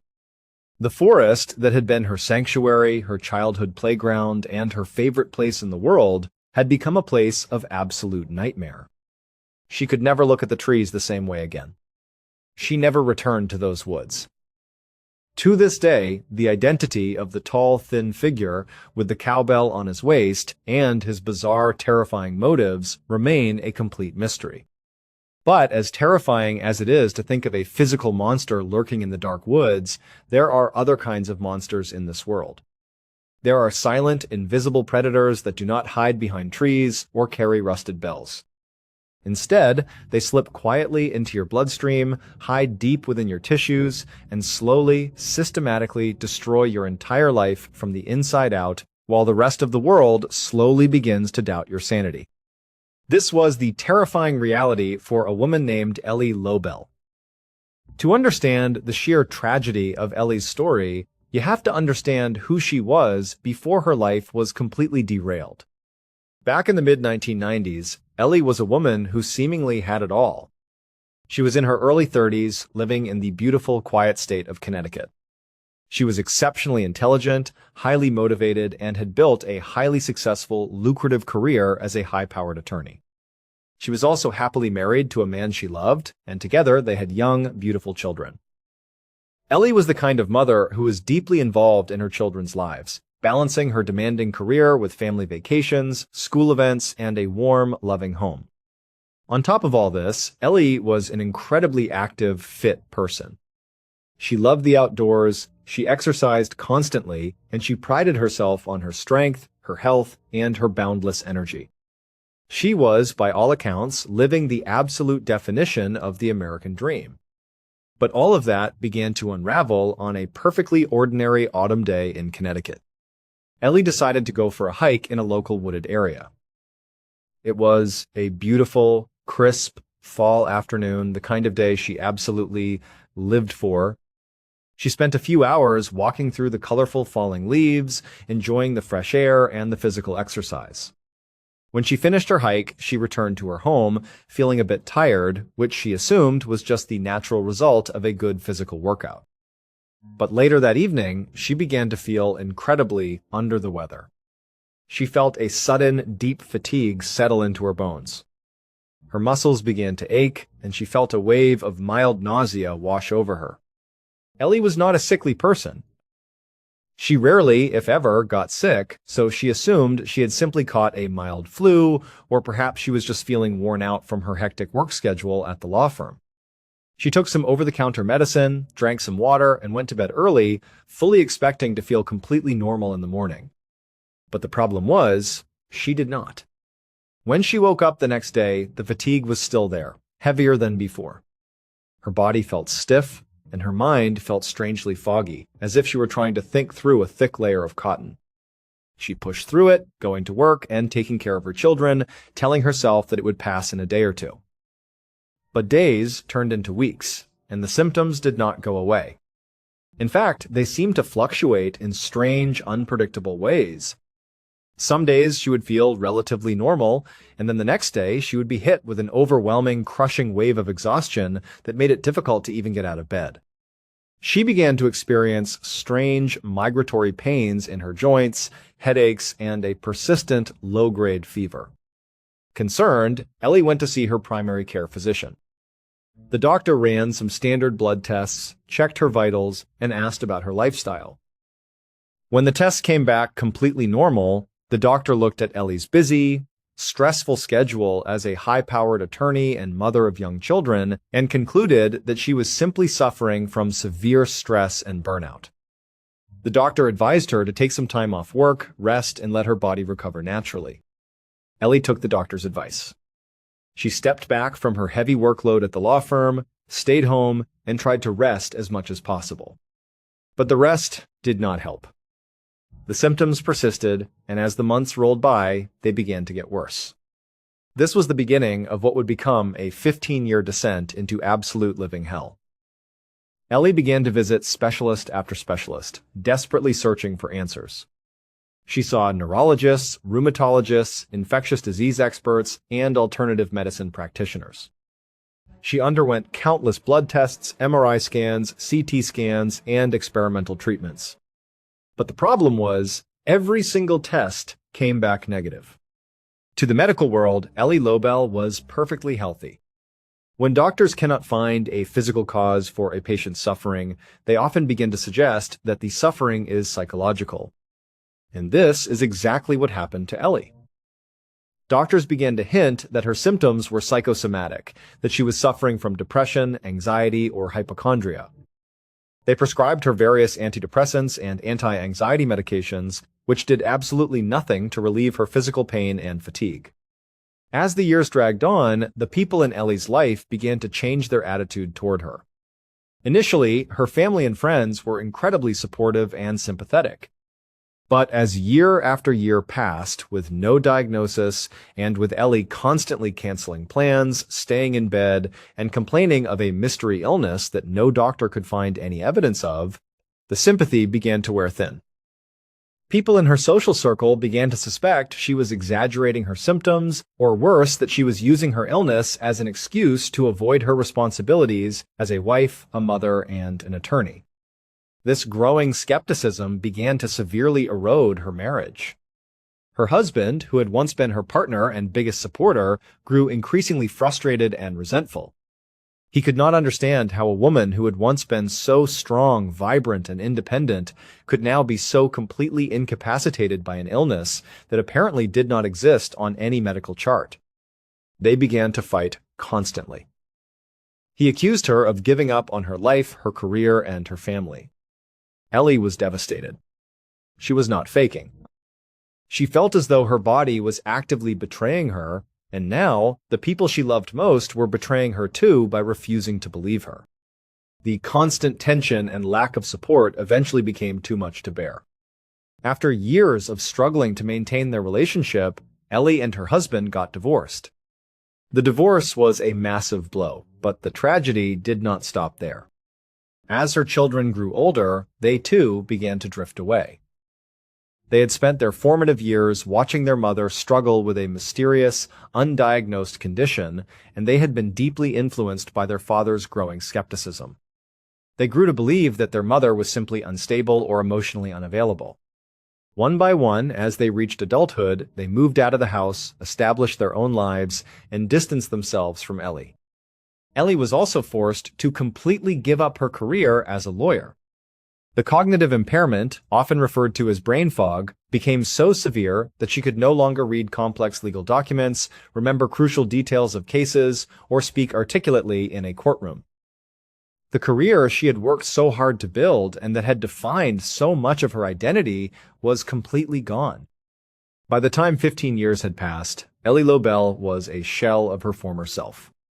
She was in her late 40s, living alone in a small apartment, divorced, unemployed, broke, and in constant chronic physical pain. And then, around the 15-year mark, her symptoms suddenly took a turn for the absolute worst. The chronic, low-grade suffering she had endured for a decade and a half suddenly transformed into a severe, acute health crisis. She began to experience intense stabbing pains in her abdomen, severe difficulty breathing, and a level of weakness so profound that she could barely lift her hands. She was rushed to the hospital where emergency room doctors ran a battery of urgent tests. For the first time in 15 years, the tests showed something concrete and undeniable. But the problem was, it was the worst possible news. Ellie's major organs were beginning to fail. Her kidneys and her liver were actively shutting down, and her heart was under immense strain. The doctors sat by her bedside and told her that whatever mystery illness she had been suffering from for the last 15 years had finally reached its terminal, end stage. They offered to put her through a series of highly aggressive experimental medical treatments to try and prolong her life. But they were very honest with her. These treatments would be incredibly painful, they would require her to remain in a hospital bed hooked up to machines, and they had a very low chance of success. At best, they might buy her a few more months of extremely poor quality of life. Alternatively, they told her she could choose to do nothing, enter palliative care, and let nature take its course. To Ellie, this news was not a tragedy. It was a profound, beautiful relief. She had spent 15 years fighting a war against an invisible enemy, losing her husband, her children, her career, her savings, and her health in the process. She was tired. She had absolutely nothing left to fight for. The thought of spending her final weeks in a cold, sterile hospital room, being poked with needles and hooked up to noisy machines, sounded like a horror story. She decided she wanted to die on her own terms, with dignity and peace.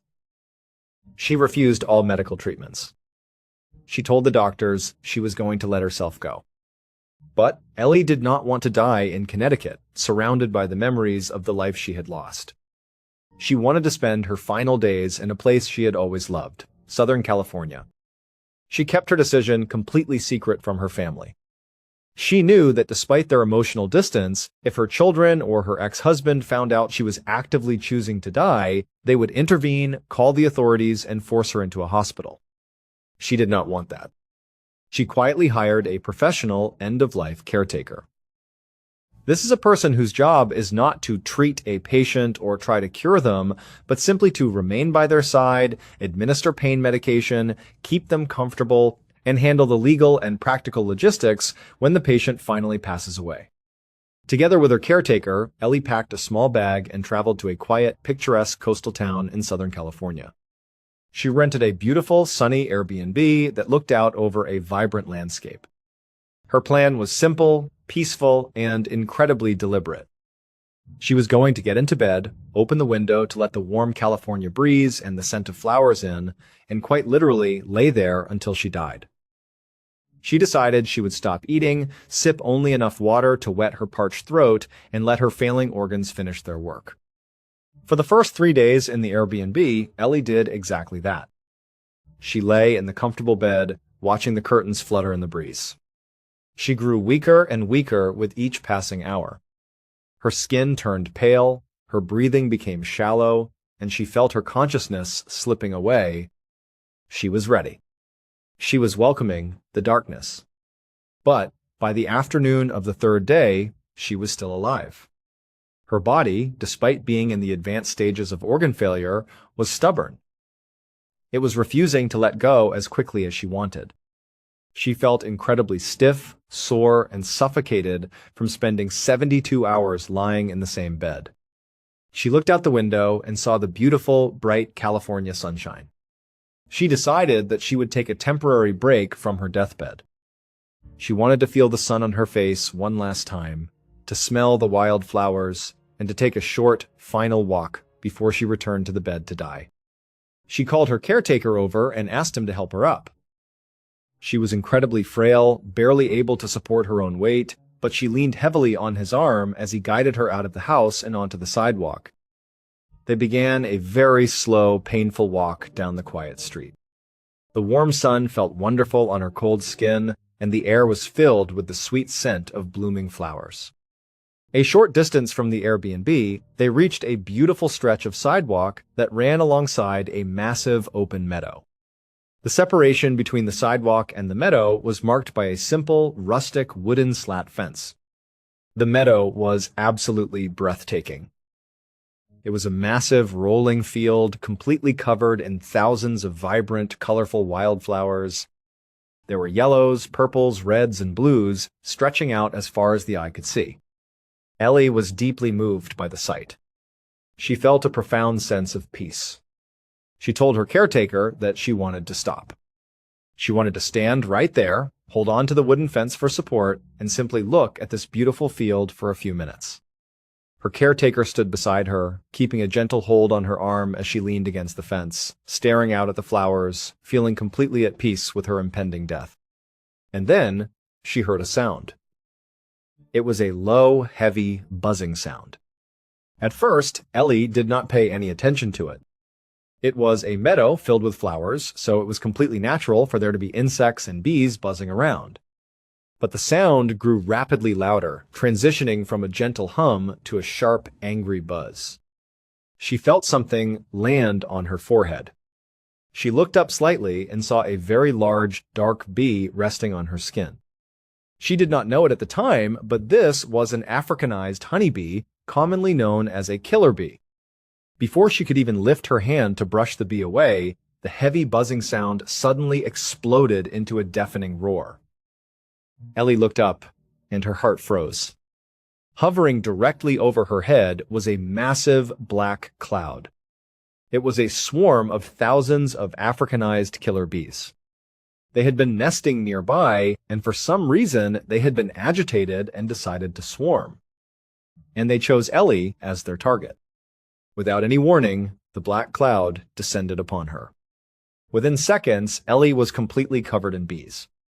They swarmed over her face, her neck, her arms, and her legs, crawling under her clothes and into her hair. And they began to sting her. They stung her relentlessly, over and over and over again. It was an agonizing, burning pain, like thousands of tiny hot needles being driven into her flesh simultaneously. Ellie, in her incredibly weak, frail state, could not fight them off. She let out a weak cry and collapsed onto the concrete sidewalk, curling into a fetal position as the bees continued their brutal, furious attack. Her caretaker, seeing this horrifying scene unfold, panicked. He was not prepared for a swarm of killer bees. Fearing for his own life, he let go of Ellie, turned around, and ran down the street as fast as he could, completely abandoning her. Ellie lay on the sidewalk, engulfed in the swarm, getting stung hundreds of times. She could feel her throat beginning to swell from the sheer volume of venom entering her system. But then, down the street, her caretaker stopped. He looked back and saw the frail, dying woman lying helpless on the ground, being literally eaten alive by bees. Despite his terror, his basic human decency took over. He realized he could not let her die like this. He took a deep breath, ran back into the buzzing black swarm, grabbed Ellie by her arms, and dragged her off the ground. He slung her over his shoulder, running as fast as he could back toward the Airbnb, swatting at the bees that were chasing them. As he ran, Ellie, barely conscious, gasped out a plea. She begged him not to call an ambulance and not to take her to the hospital. She wanted to go to her bed. She wanted this to be the end. The caretaker burst through the front door of the Airbnb, slamming it shut behind them, trapping the remaining bees outside. He carried Ellie into her bedroom and laid her gently on the bed. Ellie was in a horrific state. Her face was swollen beyond recognition, her eyes were shut tight, and her skin was covered in hundreds of painful red welts. She was shivering violently, her body reacting to the massive influx of bee venom. The caretaker begged her to let him call emergency services, telling her that the amount of venom she had received could easily kill a healthy person, let alone someone in her condition. But Ellie refused. She gasped out that she was already dying anyway and that she wanted to let the venom finish her off quickly. She did not want to die in a hospital. Reluctantly, the caretaker respected her wishes. He applied some cool cloths to her swollen skin, sat by her bed, and waited for her to pass away. For 3 days, Ellie lay in that bed, trapped in a state of semi-consciousness, enduring excruciating pain as her body processed the hundreds of bee stings. But on the morning of the 3rd day, something extraordinary happened. Ellie woke up. She opened her eyes, and for the first time in 15 years, her mind felt completely clear. The thick, heavy brain fog that had plagued her for a decade and a half was gone. She slowly sat up in bed. She braced herself for the agonizing joint pain, the deep muscle aches, and the crushing fatigue that had been her constant companions for 15 years. But she felt nothing. She felt a strange, warm energy flowing through her limbs. Her joints felt loose and pain-free. The constant, dull ache in her back was gone. She felt remarkably strong, alert, and alive. She looked at her hands. The swelling from the bee stings had gone down significantly, but more importantly, she felt healthier than she had since her early 30s. Ellie was completely baffled. She was a highly educated, pragmatic lawyer, and she knew that people do not simply wake up cured of terminal organ failure and a 15-year mystery illness after being brutally attacked by a swarm of killer bees. It made absolutely no scientific sense. She decided she had to find answers. She got out of bed, sat at her computer, and began to conduct exhaustive research. She searched for any connection between bee venom and chronic, undiagnosed illnesses. And after hours of digging through medical journals and obscure databases, she stumbled across a highly unusual, virtually forgotten study that had been conducted in Australia in the 1990s. A group of scientists had been researching Lyme disease, a highly destructive bacterial infection transmitted by tick bites. They had discovered that in the late advanced stages of Lyme disease, the bacteria can hide deep within the body's tissues and organs, causing a massive chronic inflammatory response that mimics autoimmune diseases, chronic fatigue syndrome, and mental illness, eventually leading to organ failure. The Australian scientists had developed a theory. They discovered that melittin, a powerful peptide found in honeybee venom, has the unique ability to target and destroy the outer membrane of the Lyme disease bacteria, effectively killing it. However, the scientists could never test this theory on human patients. To do so, they would have to take a terminally ill, near-death Lyme disease patient and intentionally subject them to a massive, potentially lethal dose of bee venom, which was a massive violation of medical ethics. The study was shut down, and the theory was never proven. Until Ellie Lobel accidentally conducted that very experiment on herself. The truth of Ellie's 15-year nightmare finally stood revealed. On that crisp autumn afternoon in Connecticut 15 years ago, she had indeed been bitten by a tiny tick. Because she was incredibly fit and active, she did not notice the bite, and she never developed the classic bullseye rash that is typically associated with Lyme disease. Because the infection was not caught early and treated with simple antibiotics, the bacteria had spread throughout her body, slowly destroying her nervous system, her joints, her brain, and eventually her organs over the course of 15 years, while every doctor she saw completely missed the diagnosis. When she was attacked by the swarm of Africanized killer bees in Southern California, her body was pumped full of a massive concentrated dose of melittin. The bee venom had acted as a highly targeted, aggressive antibiotic, systematically wiping out the 15-year-old Lyme infection in her body, saving her organs from failure, and completely curing her. The very thing she had hoped would end her life had actually given her life back. Ellie's recovery was complete and permanent. She regained her physical strength, her mental clarity, and her boundless energy. While she could not get back the 15 years she had lost, or rebuild the marriage that had been ruined by her illness, she was able to reconcile with her children, who finally understood that their mother had indeed been suffering from a very real, very terrible disease. Ellie decided to dedicate the rest of her life to helping others who were suffering from chronic, undiagnosed illnesses. She became a prominent advocate for Lyme disease awareness and alternative therapies, traveling the country to speak to large crowds about her extraordinary survival and the miraculous, accidental cure that had saved her life. It is truly incredible how a single random event can completely reshape our lives. For Bella, a simple walk in her childhood woods turned into a lifelong nightmare of a stalker she could never identify, leaving her with a permanent fear of the very place she once found peace. For Ellie Lobel, a terrifying attack by a swarm of killer bees, which should have been her death sentence, became the precise miracle that rescued her from a 15-year slow death, giving her a second chance at life. Both of these women stepped into the wilderness expecting one thing, and both emerged with their lives forever changed in the most strange, dark, and mysterious ways possible. And that is the beauty and the terror of the world we live in. We walk through our ordinary routines, making plans, hiking trails, and looking at flowers, completely unaware of the extraordinary forces that are waiting just beyond the tree line or hiding within the grass.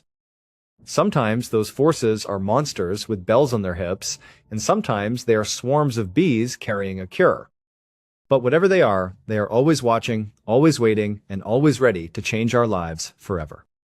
Thank you so much for watching. Let me know what you thought of today's episode in the comments. And remember, we have a whole playlist of true crime episodes ready for you to binge right now. Until next time, see ya. If you search for the most unbelievable war stories in history, there is one particular name that almost always appears at the very top of the list. It is a story of survival, determination, and a complete refusal to die, even when the human body has been pushed far past its absolute limits. To understand how this incredible story unfolded, we have to go back to South Texas in the year 1935. This was the year that a boy named Roy Benavidez was born. Roy did not have an easy childhood. When he was still a very young child, he lost both of his parents and became an orphan. He was sent to live with his uncle, and the family struggled constantly just to make ends meet.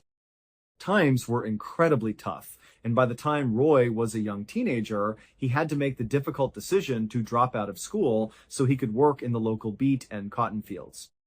He spent long, grueling hours doing hard physical labor just to help support his family. But as the years went by, Roy knew he wanted something more out of life. He wanted to see the world and do something bigger. So, when he turned 18 years old, he decided to enlist in the United States Army. Shortly after joining, he volunteered for airborne school and was eventually assigned to the famous 82nd Airborne Division. Roy loved the Army. It was his entire life, and he was incredibly proud of his service. In October of 1964, Roy was sent to Vietnam as part of the first 125,000 Americans deployed to the conflict. While there, he was assigned to a highly classified operation that required him to dress up as an enemy combatant to gather intelligence deep in the jungle. During one of these missions, Roy was operating completely alone in a dense stretch of forest when he stepped directly on a landmine. The explosion was devastating, leaving him severely wounded and completely paralyzed on the jungle floor. Because the mission was classified and he was alone, there was no immediate help. Luckily, a squad of United States Marines came across his body a short time later. But because Roy was dressed in enemy clothing, the Marines assumed he was a fallen enemy soldier and almost walked right past him. Just before they left, one of the Marines decided to flip him over to check his face. That was when they discovered his American dog tags. They realized he was one of their own and immediately evacuated him to a military hospital. At the hospital, the doctors examined Roy and delivered some devastating news. They told him that his spinal injury was so severe that he would likely never walk again. The lead doctor advised him that he would have to be medically discharged from the army. For Roy, this was worse than death. The army was everything to him, and he desperately wanted to return to Vietnam to support his fellow soldiers. He pleaded with the doctors and nurses, begging them not to discharge him. He asked for some time to try to regain his strength. The medical staff agreed to a deal. They told him that if he was not walking within 1 year, they would have no choice but to medically retire him. Roy accepted the challenge, but he knew he could not do his physical therapy during the day when everyone was watching. So, every single night, after the doctors and nurses had left the ward and the other patients were asleep, Roy would begin his secret training. He would slide himself to the edge of his bed and let his limp body fall directly onto the hard floor. He could not use his legs, so he had to use his elbows and forearms to drag his body across the floor toward the wall. Once he reached the wall, he would pull himself up, trying to force his legs to support his weight. The pain in his spine was absolute agony, but he refused to stop. He would stand there, shaking and sweating, trying to take a step before collapsing back to the ground. He would drag himself back to his bed, climb in, and rest until the next night. He did this in complete secret every single night for 6 long months. During the day, the doctors and nurses watched his recovery and were completely stunned. They called it a miracle, having no idea that Roy was putting himself through a brutal training routine every night. After 6 months, the medical staff agreed that he was fit to stay in the army. However, because of his severe injuries, the army insisted on assigning him to a desk job in North Carolina. They did not want to risk him getting hurt again in combat. Roy was devastated by this decision, but he did not give up. As soon as he arrived in North Carolina, he began training like a maniac. He ran miles, lifted weights, and got into the best shape of his life. His plan was to try out for the Special Forces and become a Green Beret, which is one of the hardest combat units in the world. After a few months, his superiors were amazed by his physical condition and allowed him to try out. A couple of months later, Roy Benavidez successfully completed the training and earned his Green Beret. In 1968, 4 years after he was nearly killed by the landmine, Roy was sent back to Vietnam for his second combat tour. On May 2nd of that year, Roy had a rare day off. He was spending his day attending a church service inside a small wooden shack on their base. While listening to the chaplain, Roy heard a frantic radio call coming from the communications table just outside the shack. The voice on the radio sounded absolutely desperate, screaming for help over a constant barrage of heavy gunfire and explosions. Roy ran outside to listen to the radio. He learned that a 12-man Army Special Forces team had been dropped deep into the jungle on a classified mission, and they had been completely ambushed by an entire North Vietnamese Army infantry battalion. This meant that 12 American soldiers, many of whom Roy knew personally, were trapped in the middle of the jungle, surrounded by over 1,000 enemy combatants. As Roy was listening to this horrifying transmission, he heard the sound of incoming helicopters. He ran over to the landing zone and watched as 3 helicopters touched down, all of them completely riddled with bullet holes and pouring smoke. Roy ran up to one of the door gunners, who was a 19-year-old kid. The young soldier looked completely dazed.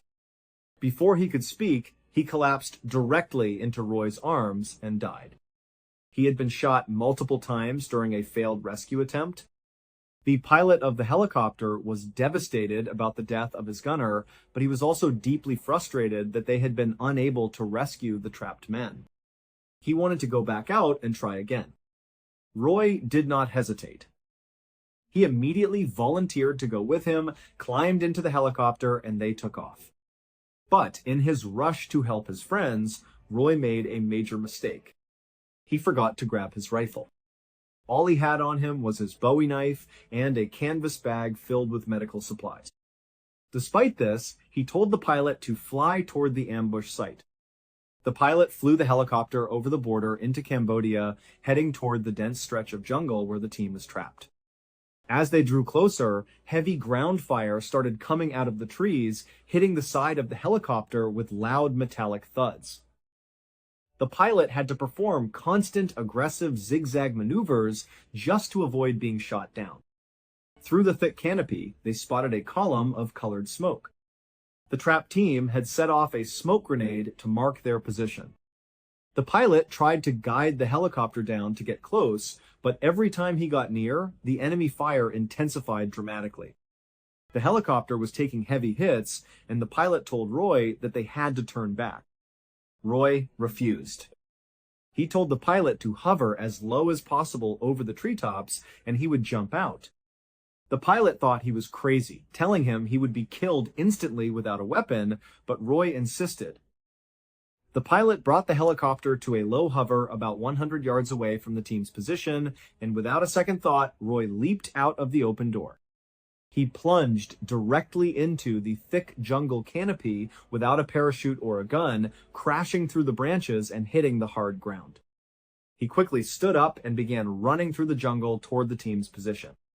The enemy soldiers were so shocked to see an unarmed American running through the forest by himself that they hesitated to fire.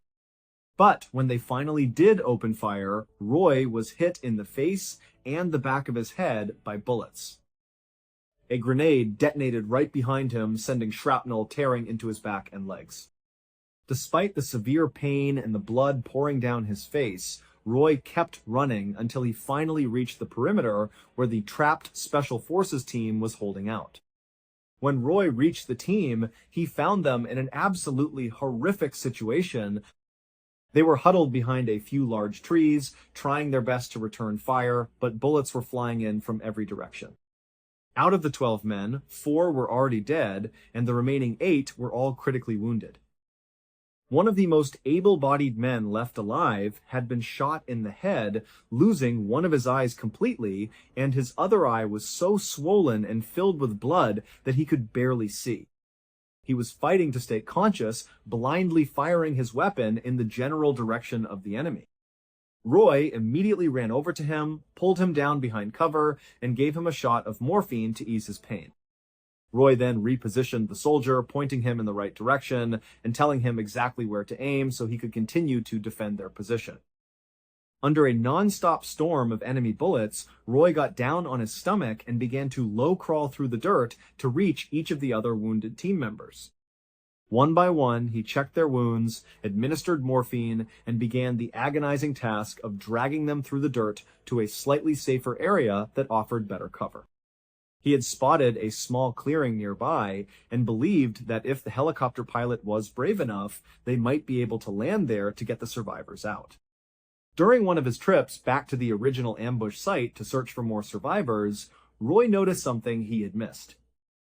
He had not done a proper head count initially and did not realize that 2 members of the team had been completely cut off from the main group. They were pinned down in a small hollow, and the enemy was closing in on them. Roy knew he had to act fast, but he still did not have a weapon. He looked around and saw the body of a dead enemy soldier. He ran over, grabbed the soldier's rifle, and began sprinting toward the two pinned down men. As Roy ran toward the two men, he fired the rifle wildly in all directions to suppress the enemy fire. He was dodging a wall of bullets, and just as he got close to the two-man team, an enemy bullet tore clean through his thigh. The impact was painful, but Roy did not let it slow him down. He reached the two men and told them they had to move. He stood back up, ignoring the gaping wound in his leg, and began firing in both directions to cover them. He ordered the two men to crawl back toward the main group while he stood his ground, drawing all the enemy fire to himself.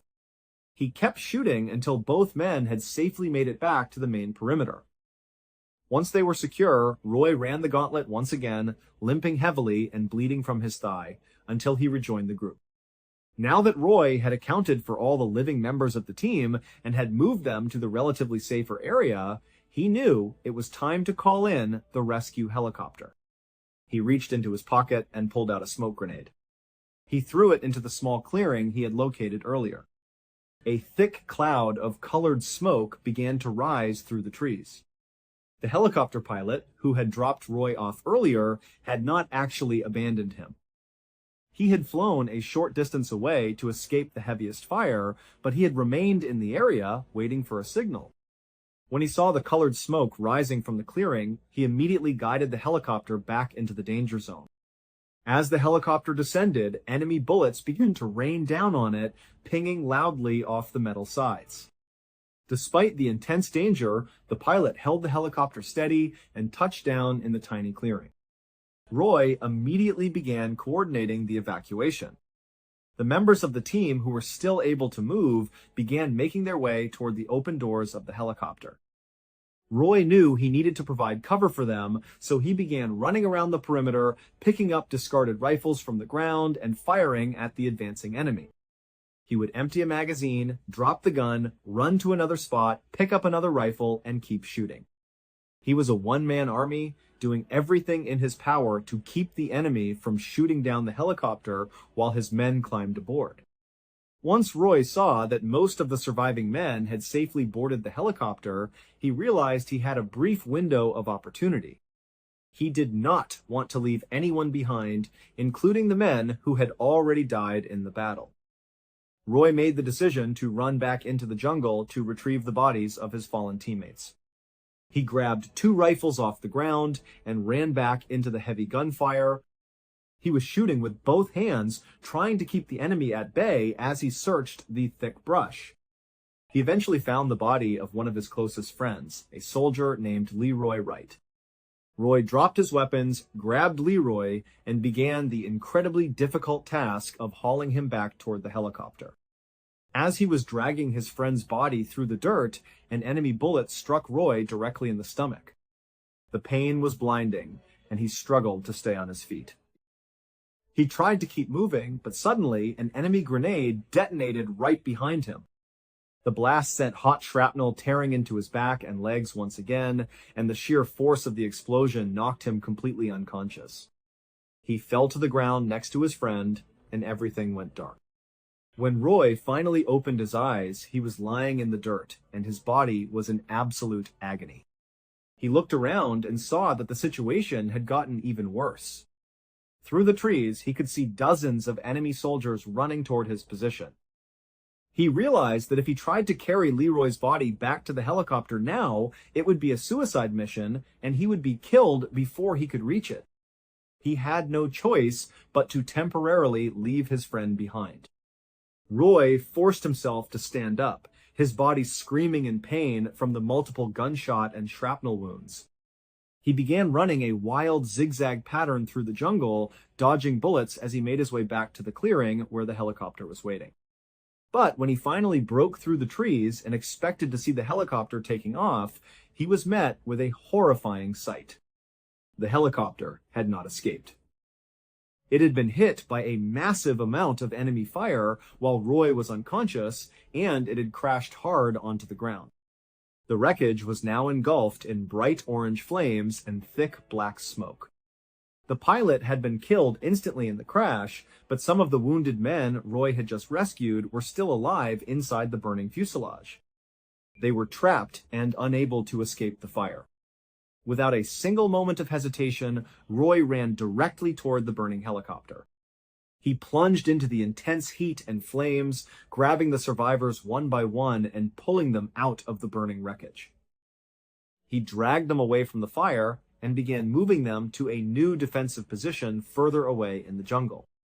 He knew that the crash would attract even more enemy attention, and he needed to get them behind cover before the enemy began targeting the crash site with mortars.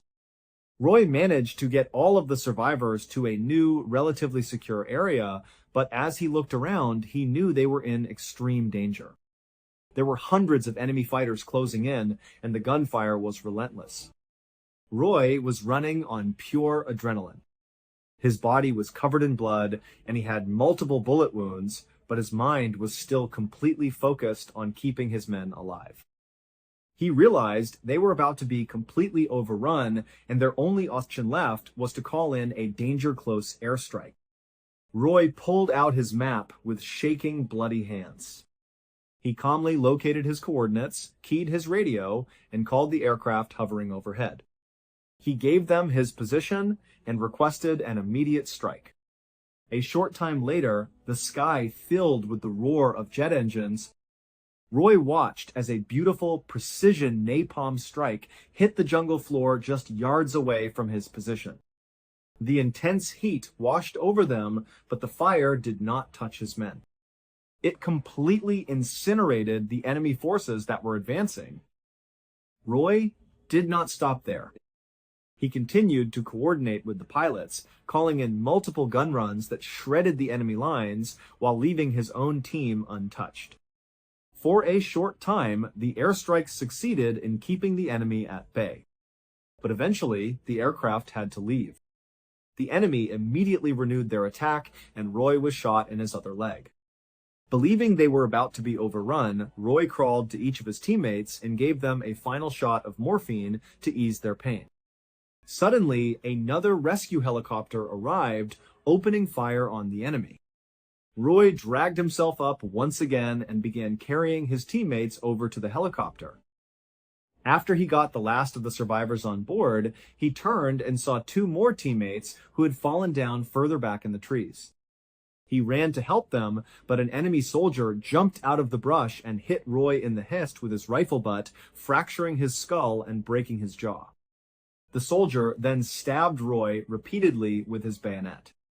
Roy managed to grab the bayonet, pull it out of himself, and kill the soldier with his Bowie knife. He then dragged the two remaining men to the helicopter, shooting two more enemy soldiers along the way. Roy was the last man to climb aboard as the helicopter lifted off into the sky, leaving the blood-soaked jungle behind. During the long helicopter ride back to the base, Roy was in absolutely horrific physical shape. He was bleeding profusely from dozens of separate wounds, and his abdomen had been sliced open so badly by the bayonet that he had to use his own hands to physically hold his intestines inside his stomach. He was completely silent, unable to move or speak, operating only on the absolute last remnants of his willpower. When the helicopter finally touched down at the medical base, the doctors and nurses rushed forward to unload the casualties. When they lifted Roy off the aircraft, they saw a body that was completely destroyed. Roy had a total of 37 separate wounds on his body, including multiple gunshot entry and exit wounds, deep bayonet punctures, and countless pieces of shrapnel embedded in his flesh. The medical staff checked for a pulse, but they could not find one. They listened for a heartbeat, but there was only silence. Roy was not breathing, and his body was cold. Believing there was absolutely nothing they could do, the doctors officially declared Roy Benavidez dead on the spot. His body was placed inside a heavy rubber body bag, and a doctor began to zip it closed. But Roy was actually still conscious. He was completely paralyzed by shock and blood loss, and he could not speak because his jaw had been shattered by the rifle butt. His eyes were also completely sealed shut by the dried blood that had poured down his face. He knew that if he did not find a way to let them know he was alive, he would be buried alive in that body bag. As the doctor pulled the zipper up toward his face, Roy gathered every single ounce of strength left in his body. He forced a small amount of saliva into his mouth and spit directly into the doctor's face.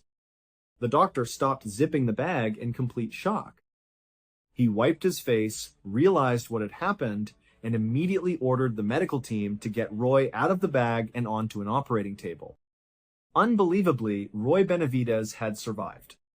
He was prepped for emergency surgery, and once stabilized, he was flown to Japan for intensive care. After spending some time there, he was transferred to a military hospital in Texas, where he spent a year rehabbing from his severe injuries. Roy was immediately given the Distinguished Service Cross and was put in for the Congressional Medal of Honor, which is the military's highest award for valor. However, the paperwork took a very long time to be approved by the Department of Defense.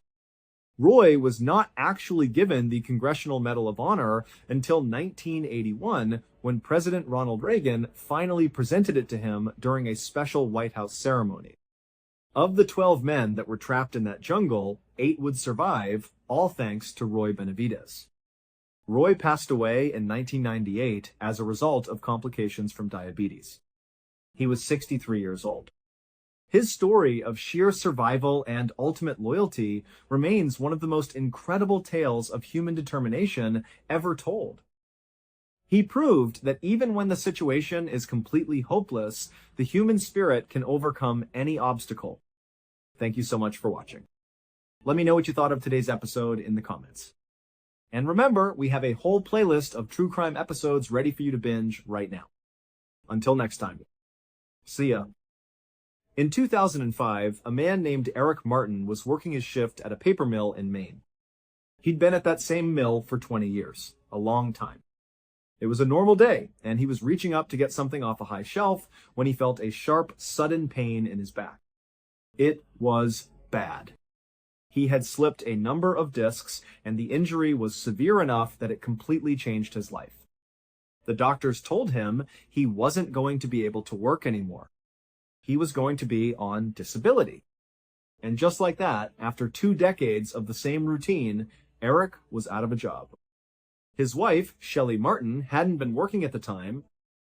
She was raising their family. But with Eric's income gone, she knew she had to find a job, and fast. It wasn't easy, since she'd been out of the workforce for a long time.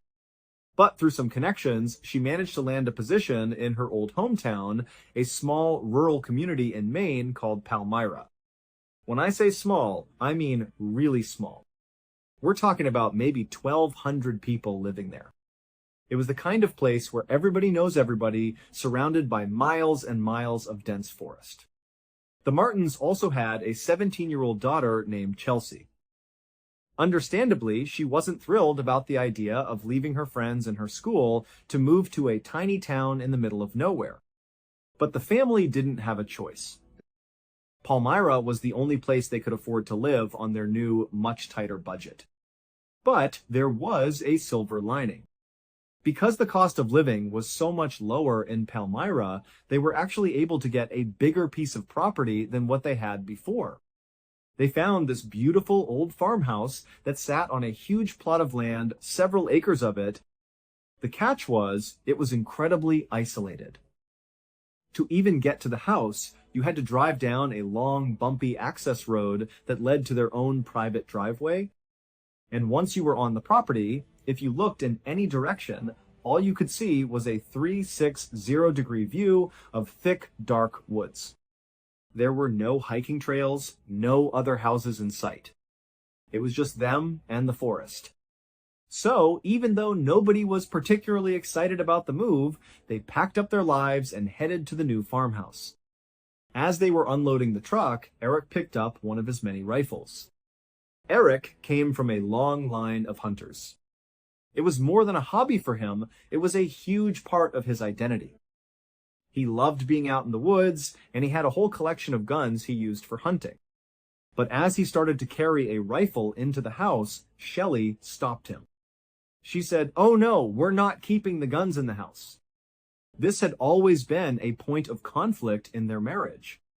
Shelley just never felt comfortable having firearms inside the home, especially with their daughter living there. She told Eric, "You have a barn. You can put your guns in the barn." After some discussion, Eric finally agreed.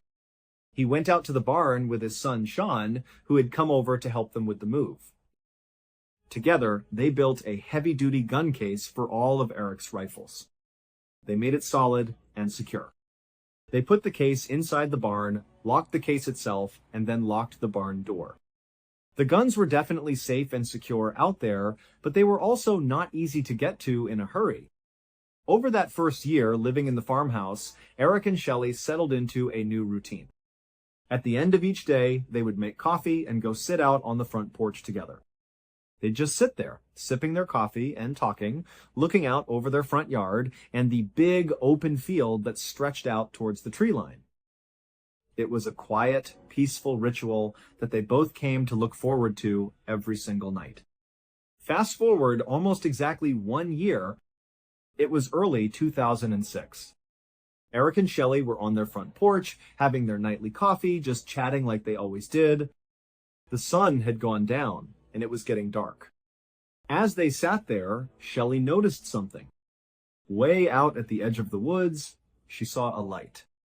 To understand what she was seeing, you have to picture the layout of their property. Right in front of the porch was a gravel area where they parked their cars. About 20 meters or so to the left was the big barn. Straight ahead from the porch was the huge, open field. It was like a grazing area with no trees. And then, hundreds of meters away, at the far end of that field, was the beginning of that dense, dark forest.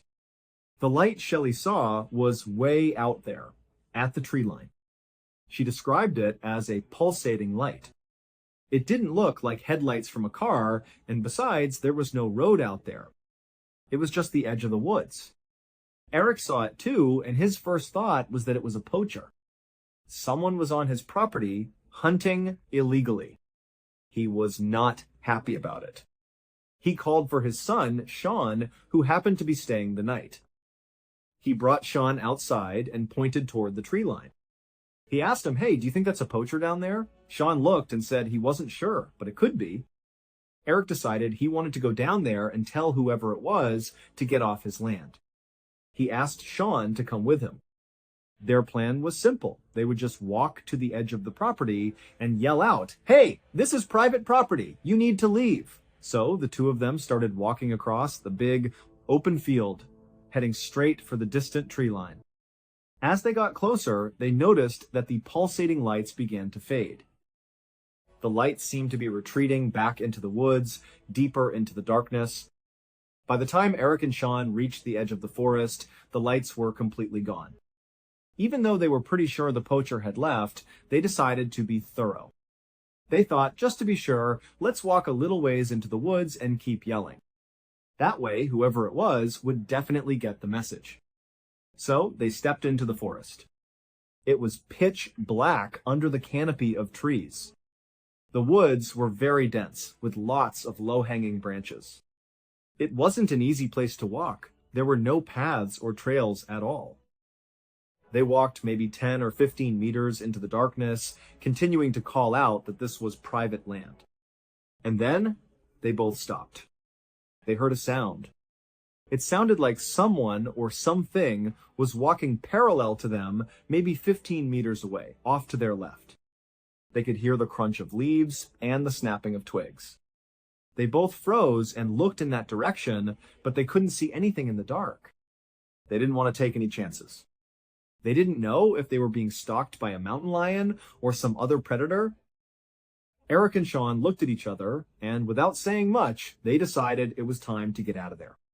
The lights were gone, and they didn't like the idea of whatever was making that noise being so close to them in the dark.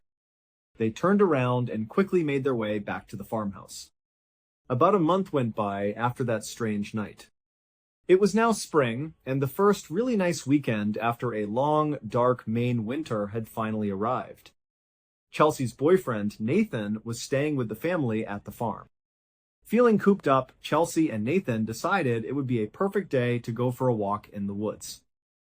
They took the family's 2 dogs and started walking across that same big field in front of the house, heading towards the same section of forest where Eric and Sean had seen the lights.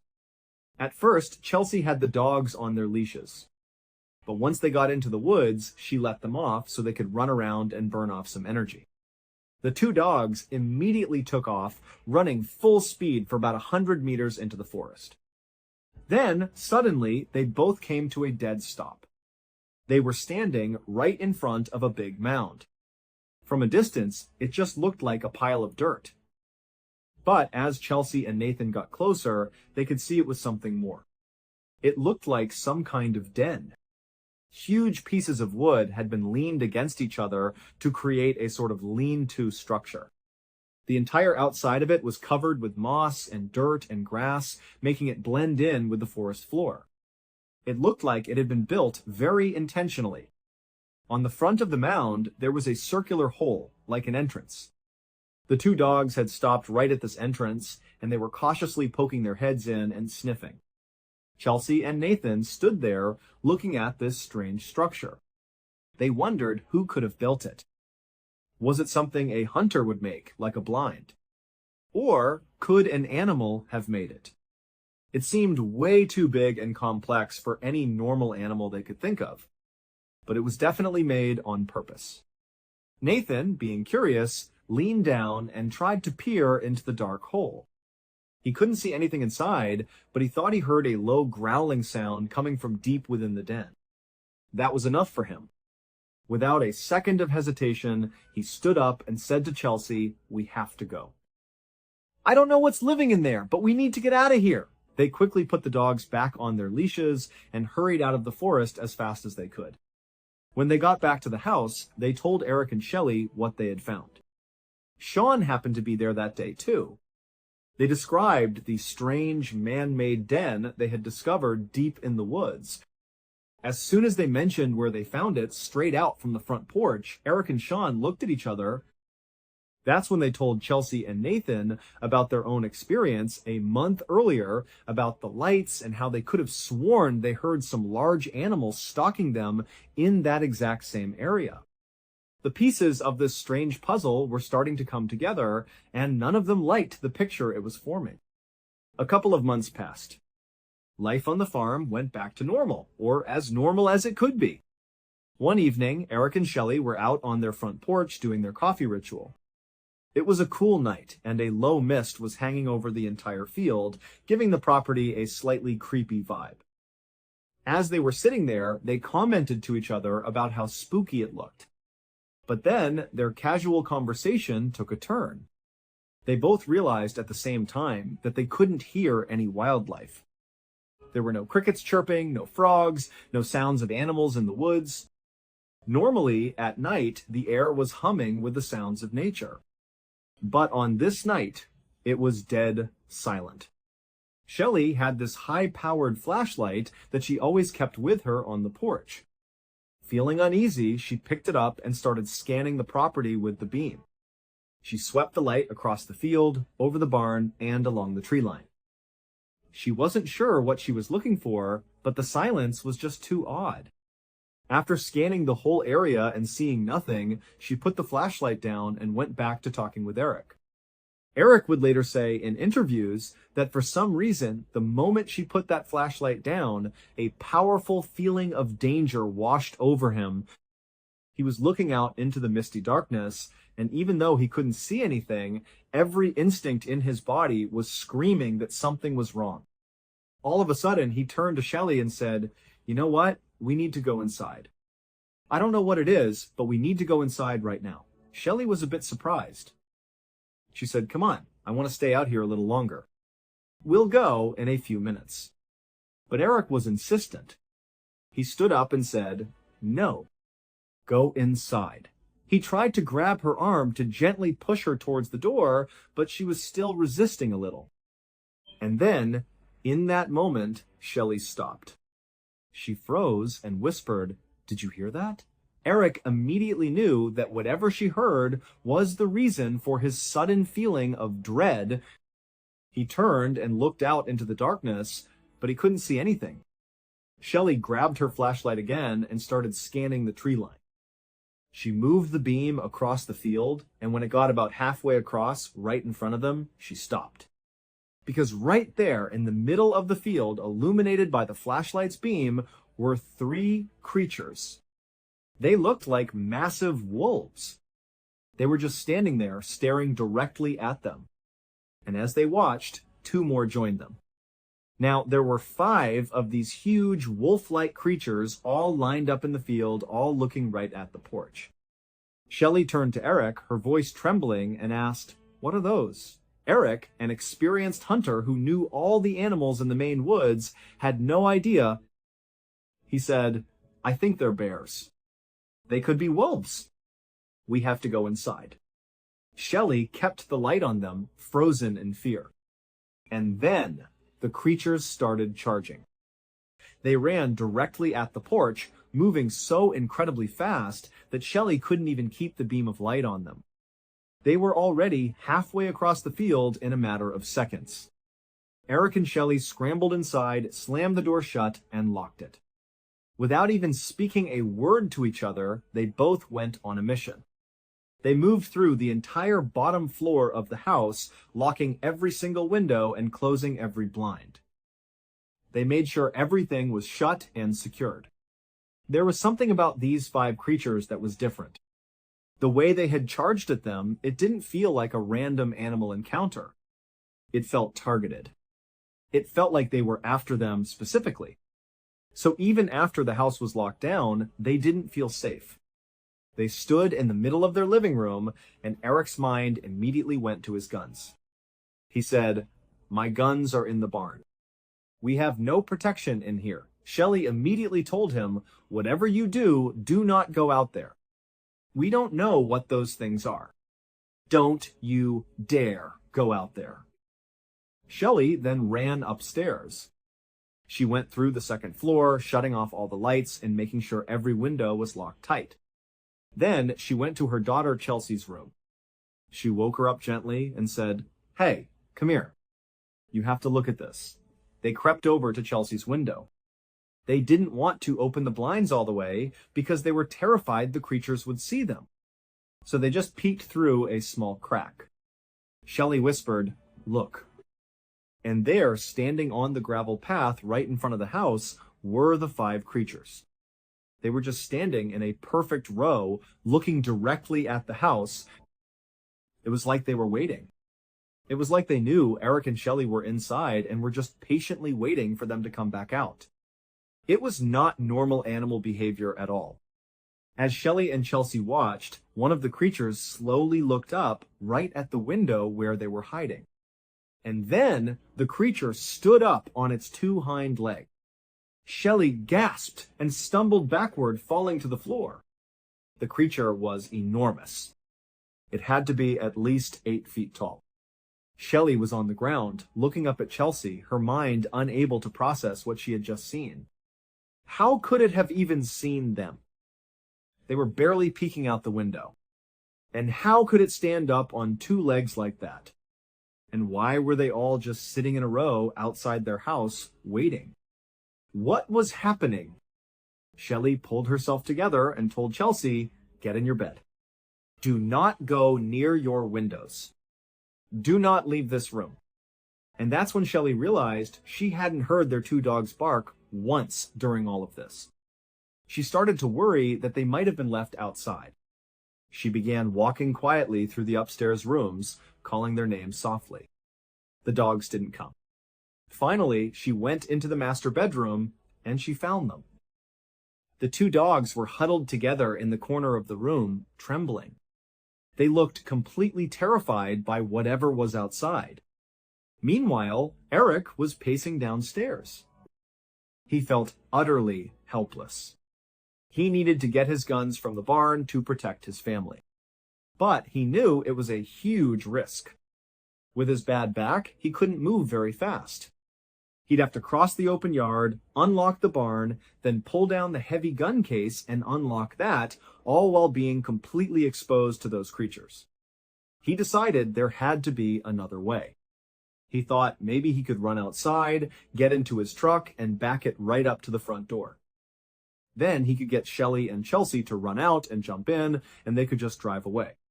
He went to a window and carefully pulled the blinds aside, just enough to look outside. The 5 creatures were gone. They were no longer standing on the gravel path. He couldn't see them anywhere. He let the blinds fall back into place. He thought, well, I don't know where they are, so it's still too dangerous to go out there. He started pacing again, his mind racing. After a few minutes, he went back to the window and looked again. This time, he saw them. They were back in the field where he and Shelley had first spotted them. All 5 of them were visible because the moon had come out from behind the clouds, illuminating the whole field. They were still facing the house. Eric thought, okay, maybe this is my chance. If I can keep my eye on them, maybe I can open the door, run to the truck, and back it up before they even notice me. So, without telling Shelley what he was about to do, he quietly unlocked the front door and stepped out onto the porch. He could see them clearly out in the field. They hadn't moved. As quietly as he could, he walked down the porch steps and started making his way across the gravel towards his truck, which was parked about 10 meters away. He kept his eyes locked on the creatures in the field. They still hadn't moved. They apparently hadn't seen him.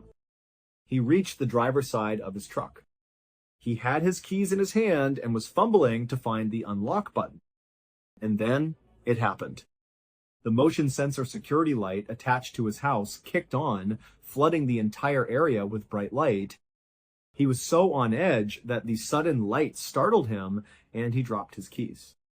The first thing he did was look towards the field. He saw that one of the 5 creatures was now standing on its hind legs, looking directly at him. Before he could even bend down to get his keys, he saw all 5 of them start running towards him at full speed. He dove down, grabbed his keys, and ran for the house as fast as his injured back would allow. He slammed the door shut just as he heard them crossing the gravel right behind him. He heard their heavy bodies bound onto the front porch, and then the sound of them running around the wraparound porch. He was too scared to even look through the window, so he just ducked down to get out of sight. Shelley, who was upstairs, heard all the commotion and yelled down, "Eric, what's going on?" He just yelled back, "Stay up there! Stay up there!" The entire family was frozen. Eric, Shelley, and Chelsea were all just listening, knowing that those creatures were right on the other side of the wall, walking along their porch. After what felt like an eternity, he heard their footsteps leave the porch and go back onto the gravel. At some point, he finally got the courage to peek his head up and look out the window. All 5 of them were sitting there, again, right in front of the house, just facing it, as if they were waiting. Eric scurried up the stairs to where Shelley and Chelsea were. They were all terrified. They decided they had no choice but to call the police. They figured, if nothing else, a police car driving up with its lights on might be enough to scare the creatures away. Shelley made the call. On the phone, she tried to explain that they were scared of something on their property. She said there were 5 creatures, things, running around outside their house.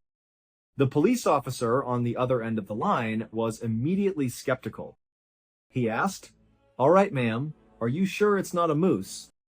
Are you sure it's not a bear?" Shelley insisted it wasn't. She pleaded, "Can you please just come over here?" But the officer just said, "Listen, ma'am, just keep your doors and windows shut." "I'm sure it'll be fine." And that's how the call ended. They were completely on their own.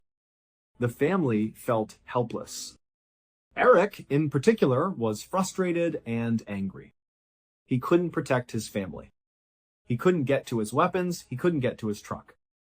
They were trapped. They decided the only thing they could do was barricade themselves inside the house. For the next 30 minutes, they worked together, pushing heavy furniture in front of all the doors and windows on the ground floor. They blocked everything as best they could. They went to the kitchen and gathered knives, and they found an axe they used for chopping firewood.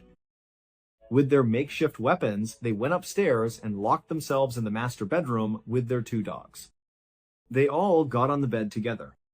They decided all they could do now was wait for the sun to come up. During the time they were barricading the house, they had looked out the window from time to time. And each time, they saw the 5 creatures just sitting on the gravel area waiting for them. But as soon as they finally went upstairs and locked themselves in the bedroom, they heard the creatures move. They heard at least a couple of them walk back onto the porch, and then it was totally silent except for the sounds of these creatures. It was clear they were communicating with each other. They would make strange howling and bumping sounds. It sounded like they were trying to coordinate some kind of attack on the house. The way the farmhouse was built, the second floor was a bit smaller than the first floor. This meant the first floor had its own separate roof that you could walk on right below the second floor windows. After a while, the creatures stopped walking on the porch. They heard silence, and then they heard a loud thud. They had jumped onto that first floor roof. The scary thing about this was that from that roof, you could walk right up to the second floor windows and look inside. So the family was lying there in the dark, listening. Periodically, they would hear them walking on the roof right outside their bedroom. There were windows on either side of the room they were in, with only thin curtains covering them. From time to time, one of the creatures would walk past their window and stop. They would hear it put its paws up on the window glass, and they could see its dark silhouette through the thin curtain. It was looking inside. All night long, they listened to these creatures running around on their roof. Sometimes they would hear a loud, violent scratching sound, as if they had found a weak spot and were trying to claw their way into the house. But after a whole night of this, they never actually broke through the glass. They never got inside. As the first light of dawn started to break on the horizon, the creatures jumped off the roof. The family could hear them running away back towards the forest. For about an hour, they sat in the room listening. They didn't hear anything else. The sun was up now, and they finally felt like it might be safe. They unlocked the bedroom door, went downstairs, and carefully moved the furniture away from the front door. They opened it up and stepped outside. All over their property, there was evidence of what had happened. There were massive footprints in the soft dirt, footprints with huge claw marks at the end of them. They found tufts of dark hair that had gotten caught on fence posts. And even scarier, they found all these spots on the house where the creatures had clearly tried to get in. The siding on the second floor, right by the windows, was shredded with deep scratch marks. The front door had been scratched to pieces. It was undeniable that whatever these creatures were, they had been trying very hard to get inside the house. But for some reason, they had been unsuccessful. This experience was so traumatic for the Martin family that they couldn't stay there. They put the house up for sale and they moved away as quickly as they could. They have never experienced anything like that since they left that isolated farmhouse in Palmyra. So what do you think those creatures were? Were they bears or wolves, or were they something else entirely? Thank you so much for watching. Let me know what you thought of today's episode in the comments. And remember, we have a whole playlist of true crime episodes ready for you to binge right now. Until next time, see ya. Some stories do not begin with violence. They start with silence. With a moment so ordinary that it was almost nothing to worry about. Until you realize what that silence really means. Tonight, we will watch 3 true stories where reality slowly unravels in ways that are almost inexplicable. Each story begins in a familiar world and then gradually drifts away from it, step by step, until what remains feels completely unrecognizable. And in each case, there are films and recordings that have truly turned these events into things that people will never forget. Our first story begins in Ukraine with a little girl named Oksana Malaya. She was born on November 4th, 1983. Her early life was not an easy one. Her parents were extremely poor, and they both struggled with severe alcoholism. Their home was a place of neglect, not a place of warmth and safety. And in the winter of 1986, this neglect would change Oksana's life forever. She was only 3 years old at the time. One freezing night, her parents, lost in a drunken haze, completely forgot about their daughter. They left her outside in the bitter cold of a Ukrainian winter and locked the door. A 3-year-old child, alone in the freezing darkness, has very few options. All she knew was that she was cold and she needed to find warmth to survive. Instinct took over.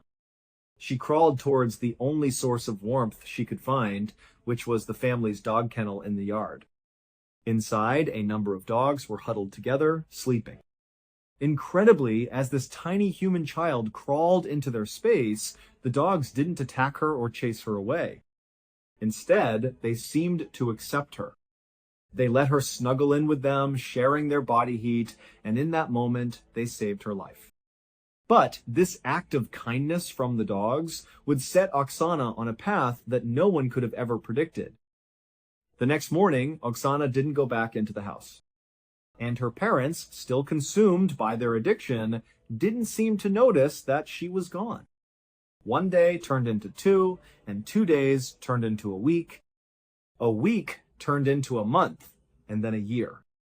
For the next 5 years, Oksana Malaya lived in that kennel with her family of dogs. From the critical developmental ages of 3 to 8, she had almost no contact with other human beings. Her entire world was the pack. She learned from them. She mirrored them. It was a matter of survival. Slowly, she stopped walking on 2 legs. It was easier and more natural to move on all 4s, just like her canine family. She forgot the few human words she knew and began to communicate through barks, growls, and whimpers. She ate what they ate, which was often raw meat and scraps. Her human identity faded away, replaced by the identity of a dog. In her own mind, that's what she was. She was a member of the pack. This went on until the early 1990s. One day, a person walking near the property saw something that made them stop in their tracks.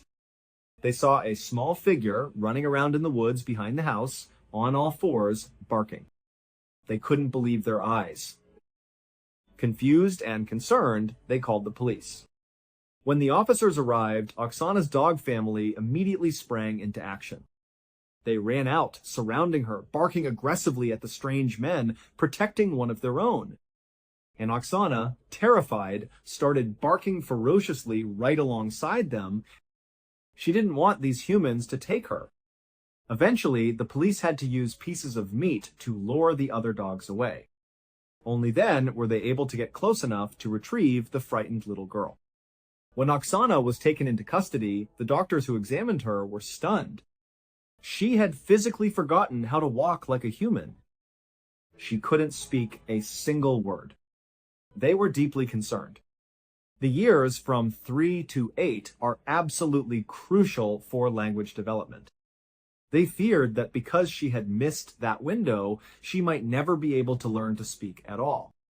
Oksana was placed in an orphanage where a long and difficult journey began. She had to relearn the most basic human behaviors. Slowly, painstakingly, she learned how to stand and walk on 2 legs again. And amazingly, against all odds, she did learn how to speak. But even with these incredible achievements, the 5 years she spent as a dog had left a permanent mark. Although she could form words and sentences, her speech was always flat and monotone. There was no rhythm, no intonation, no emotion in her voice. It made her very difficult to understand and connect with.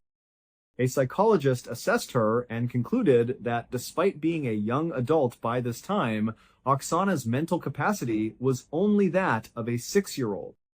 She tried her best to reintegrate into society.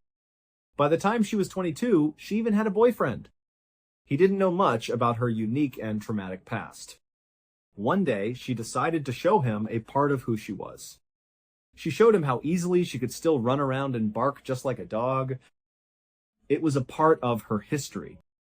But the sight apparently terrified him. He broke up with her shortly after and never saw her again. Today, Oksana lives on a farm where she takes care of animals. It's a quiet life, and perhaps it's where she feels most comfortable. She was recently interviewed on a Ukrainian talk show, and she said she no longer wants to live or act like a dog. She said, more than anything, she just wants to be a normal person. Now we move to our second story, which takes us to England in 2008. This case involves identical twin sisters, Ursula and Sabina Eriksson. The two were 41 years old and originally from Sweden. After being apart for many years, they had finally reunited on May 15, 2008. Within just 24 hours of seeing each other again, they decided to take a trip together. They boarded a ferry and headed for Liverpool, England. They arrived in Liverpool at 8:30 in the morning on Saturday, May 17th. Their very first stop was not a hotel or a tourist attraction, but the St. Anne's police station. Once inside, Sabina told the officers that she was extremely concerned for the safety of her children who were back home in Ireland. The police took her seriously. They told her they would follow up, and they did. They contacted the police department in Dublin, who sent officers to Sabina's home. They checked on the children and found that everything was perfectly fine. There was no danger at all. So, with that seemingly resolved, Ursula and Sabina left the police station on foot. They made their way to a bus stop, and at around 11:30 in the morning, they boarded a bus that was headed for London. As the bus started its journey, the driver noticed the sisters were still holding on to all of their luggage. He politely asked them to put their bags in the luggage hold underneath the bus, which was standard procedure. But the women aggressively refused. They started clutching their bags tightly to their chests as if they were protecting something precious. Their behavior made the driver incredibly uncomfortable. He didn't know what was in their bags, and their intense reaction was a major red flag. He decided he didn't want them on his bus. He pulled over at the next service station just outside the city and told the two sisters they had to get off. After they got off the bus, the driver called the police. He told them there was something very strange going on with these two women and that they might want to come and check them out. As it happened, a police officer was already at that service station. He walked over to the sisters and started talking to them. After a brief conversation, the officer decided they weren't a threat to anyone. He figured it was all just a misunderstanding, so he let them go. The officer left, and the bus was long gone. So Ursula and Sabina, now stranded at a service station, started walking. But they didn't walk along the local roads. They started walking down the median of the M6, one of the busiest motorways in the country. A short time later, a highway security camera captured what happened next. The footage shows the two women walking down the central reservation with cars and trucks speeding past them on both sides. At one point, they try to run across the active lanes of traffic. It's clear from the video that it's an impossible and incredibly dangerous thing to do. And sure enough, Sabina gets hit by a car. Thankfully, she was only grazed by the vehicle, so she wasn't seriously injured. She and her sister went back to the median. But several motorists had seen what happened and had called the police. By sheer coincidence, the patrol car that responded to the call was being followed by a film crew. They were shooting for a British television show called Traffic Cops. So when the police arrived on the scene, the cameras were rolling, capturing every moment. The officers managed to get the sisters off the median and over to the relative safety of the shoulder. They started talking to them, trying to understand what was going on. On camera, everything seems to de-escalate. The women appear calm. It looks like they were just two people who were stranded and making some very poor decisions. Then, without any warning, everything changed. Ursula suddenly turned away from the officers and made a dead sprint back into traffic. Cars were whizzing by at high speed. One of the officers lunged and managed to grab the sleeve of her jacket, but she wriggled out of it. She launched herself directly into the path of a massive truck that was traveling at nearly 60 miles an hour. The impact was horrific, and she was thrown down the road. Everyone stood there in shock. And then, just a second later, Sabina started screaming. She yelled, "They're going to steal your organs!" And then she too leaped into traffic. She was immediately hit by another car. The police ran into the road, stopping all traffic. They rushed over to Ursula, the first sister who was hit. They could see that her legs were completely shattered, but somehow she was still alive. As for Sabina, she was unconscious. They didn't know if she was going to make it. When the paramedics arrived, things got even stranger. Ursula, despite her catastrophic injuries, started fighting to sit up. The paramedics were trying to keep her still, telling her that her legs were broken and she was lucky to be alive. But she wouldn't listen. She fought them violently, spitting at the paramedics and the police, and screaming obscenities as if they were the ones trying to hurt her. At the same time, Sabina regained consciousness. The police and paramedics were trying to keep her lying on the ground, but she began fighting her way up. She pushed the officers off of her, managed to get to her feet, and squared off with one of the female police officers. Then she punched the officer directly in the face before turning and running down the motorway. Several officers had to chase after her. They finally surrounded her as she stood with her fists up, ready to fight them all. They had to tackle her to the ground and put her in handcuffs just to stop her from hurting herself or anyone else. Both sisters were taken to the hospital. And as soon as they got there, they both appeared to be acting completely normal again, as if nothing had happened. Ursula was admitted due to her broken legs. She remained calm and cooperative throughout her recovery and was eventually released. No charges were ever pressed against her. Sabina was checked out by doctors, and miraculously, she had no serious injuries. She was released from the hospital and taken to the police station, where she was charged for assaulting the police officer. The very next day, Sabina pleaded guilty to the charges. She was sentenced to just 1 day in custody, which she had already served while waiting for her court appearance. So, she was released. She walked out of the police station a free woman. Later that night, she was walking down a street when she saw 2 men walking towards her. Their names were Glenn Hollinshead and his friend Peter. She stopped them and asked if they knew of any good bed and breakfasts nearby. Glenn told her that, as a matter of fact, he owned one and she was welcome to stay at his place. Initially, Sabina seemed hesitant, maybe like she thought it was a trap. But she eventually agreed, and the 3 of them went back to Glenn's house. Once they were inside, Glenn and Peter noticed that Sabina was acting very paranoid. She was constantly looking out of all the windows as if she was expecting someone to come for her. At one point, she offered both men a cigarette. They accepted, but just as she was about to light them, she suddenly snatched the cigarettes out of their mouths. She said, "These might be poisoned," and threw them in the trash. Just before midnight, Peter left, and Glenn and Sabina went to their separate rooms to sleep.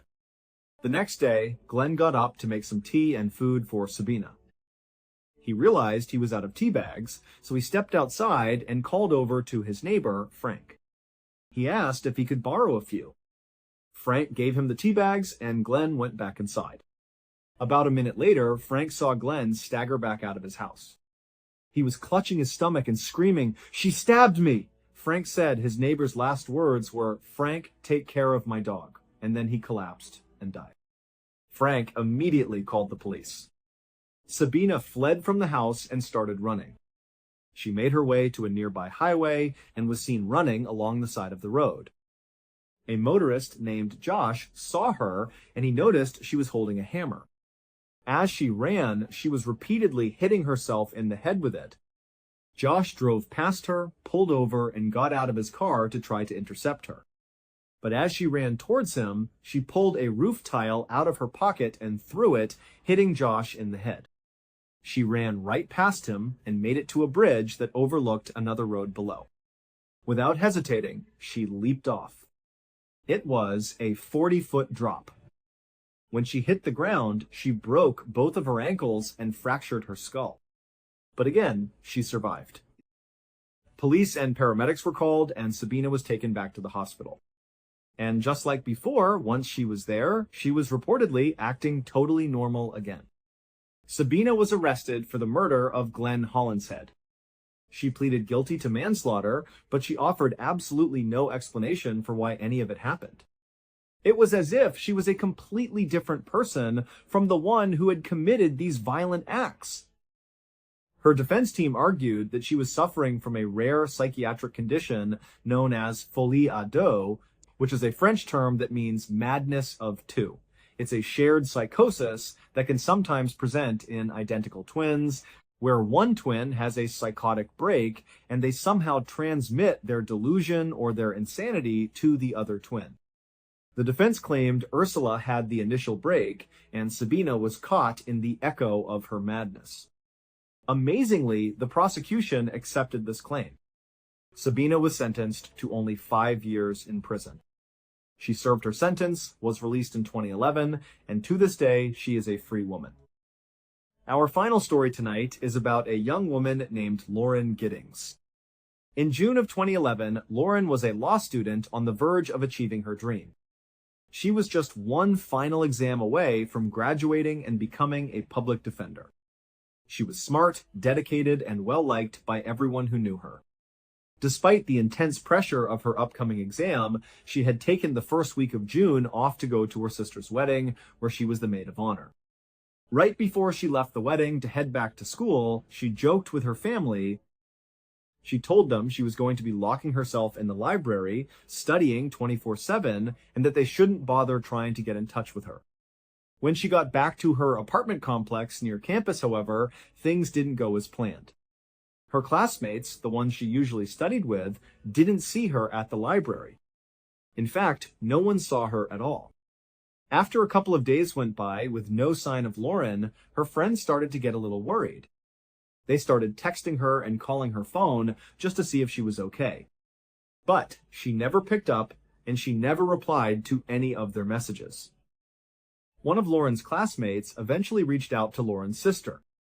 She asked her if she had heard from Lauren at all, because no one at school had seen her. Lauren's sister wrote back and told the friend not to worry. She said, "Oh no, everything is just fine.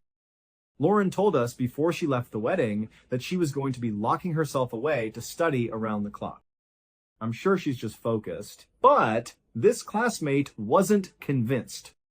It felt very uncharacteristic of Lauren not to be at the library, and it was even more strange that she wasn't answering her phone. So she called the police and asked them to do a welfare check at Lauren's apartment. A police officer went over to the apartment and knocked on the door, but there was no answer. He tried the doorknob, but it was locked. The officer then walked around the outside of the building, checking the windows. He didn't see any broken glass or any obvious signs of a break-in. With no reason to force entry, the officer left. He told Lauren's friends that there was nothing more he could do unless they filed an official missing person report. A couple more days went by, and there was still no word from Lauren. At this point, her family was now becoming very concerned. They officially filed a missing persons report. The police went back to Lauren's apartment. Again, they knocked, and again, there was no answer. The door was still locked. This time, they got the owner of the apartment building to come and open the door for them. When they went inside, Lauren wasn't there. At first glance, the apartment looked normal. But then, they noticed something deeply unsettling. Her cell phone, her keys, her purse, and her laptop were all there, left behind. This immediately made the police suspect that something sinister might have happened. They started asking Lauren's friends and family if she had any enemies, or if there was any reason she might be fearful for her life. Initially, everyone said no. They said Lauren was loved by everybody and that no one would ever want to hurt her. But then, Lauren's sister remembered a strange comment Lauren had made about a year earlier. It hadn't seemed important at the time, but now it felt chillingly relevant. Lauren had just gotten back from a vacation, and when she went into her apartment, she noticed that some things had been moved. It felt like someone had been inside while she was away. She told her sister about it, but with no proof and no reasonable explanation, the incident was quickly forgotten. Lauren was so busy with law school that she didn't pursue it. After searching the inside of Lauren's apartment, the police moved their investigation to the exterior of the building. And that's when they made a horrifying discovery. An officer was looking in a dumpster near the building when he noticed a large black trash bag that seemed out of place. When he tried to move it, he realized it was very heavy. The officers opened the bag, and inside they found a human torso. It was later identified as Lauren's. Just moments before this discovery was made, a local news crew had shown up outside the apartment building. They had received a tip that a resident had been missing for over a week and that police were now on the scene. As they were setting up, they saw a young man who appeared to be a resident of the building. He was watching the police investigation and looked visibly shaken. The news crew decided to go over and interview him. It turned out his name was Stephen McDaniel. He was Lauren's next-door neighbor, and he was also a classmate of hers in law school. The interviewer asked Stephen what his last interaction with Lauren had been. Stephen became very focused and explained in detail that he hadn't seen her in the last week. He said, speaking on behalf of his other classmates, that no one had seen her.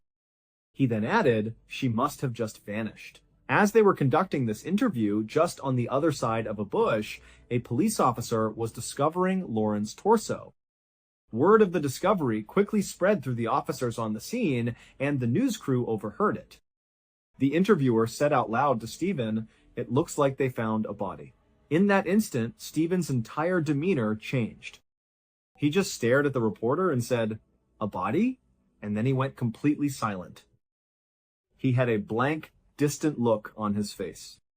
The interviewer, seeing his reaction, asked him, "Are you okay?" But Stephen just stood there for a few more seconds before walking away from the camera.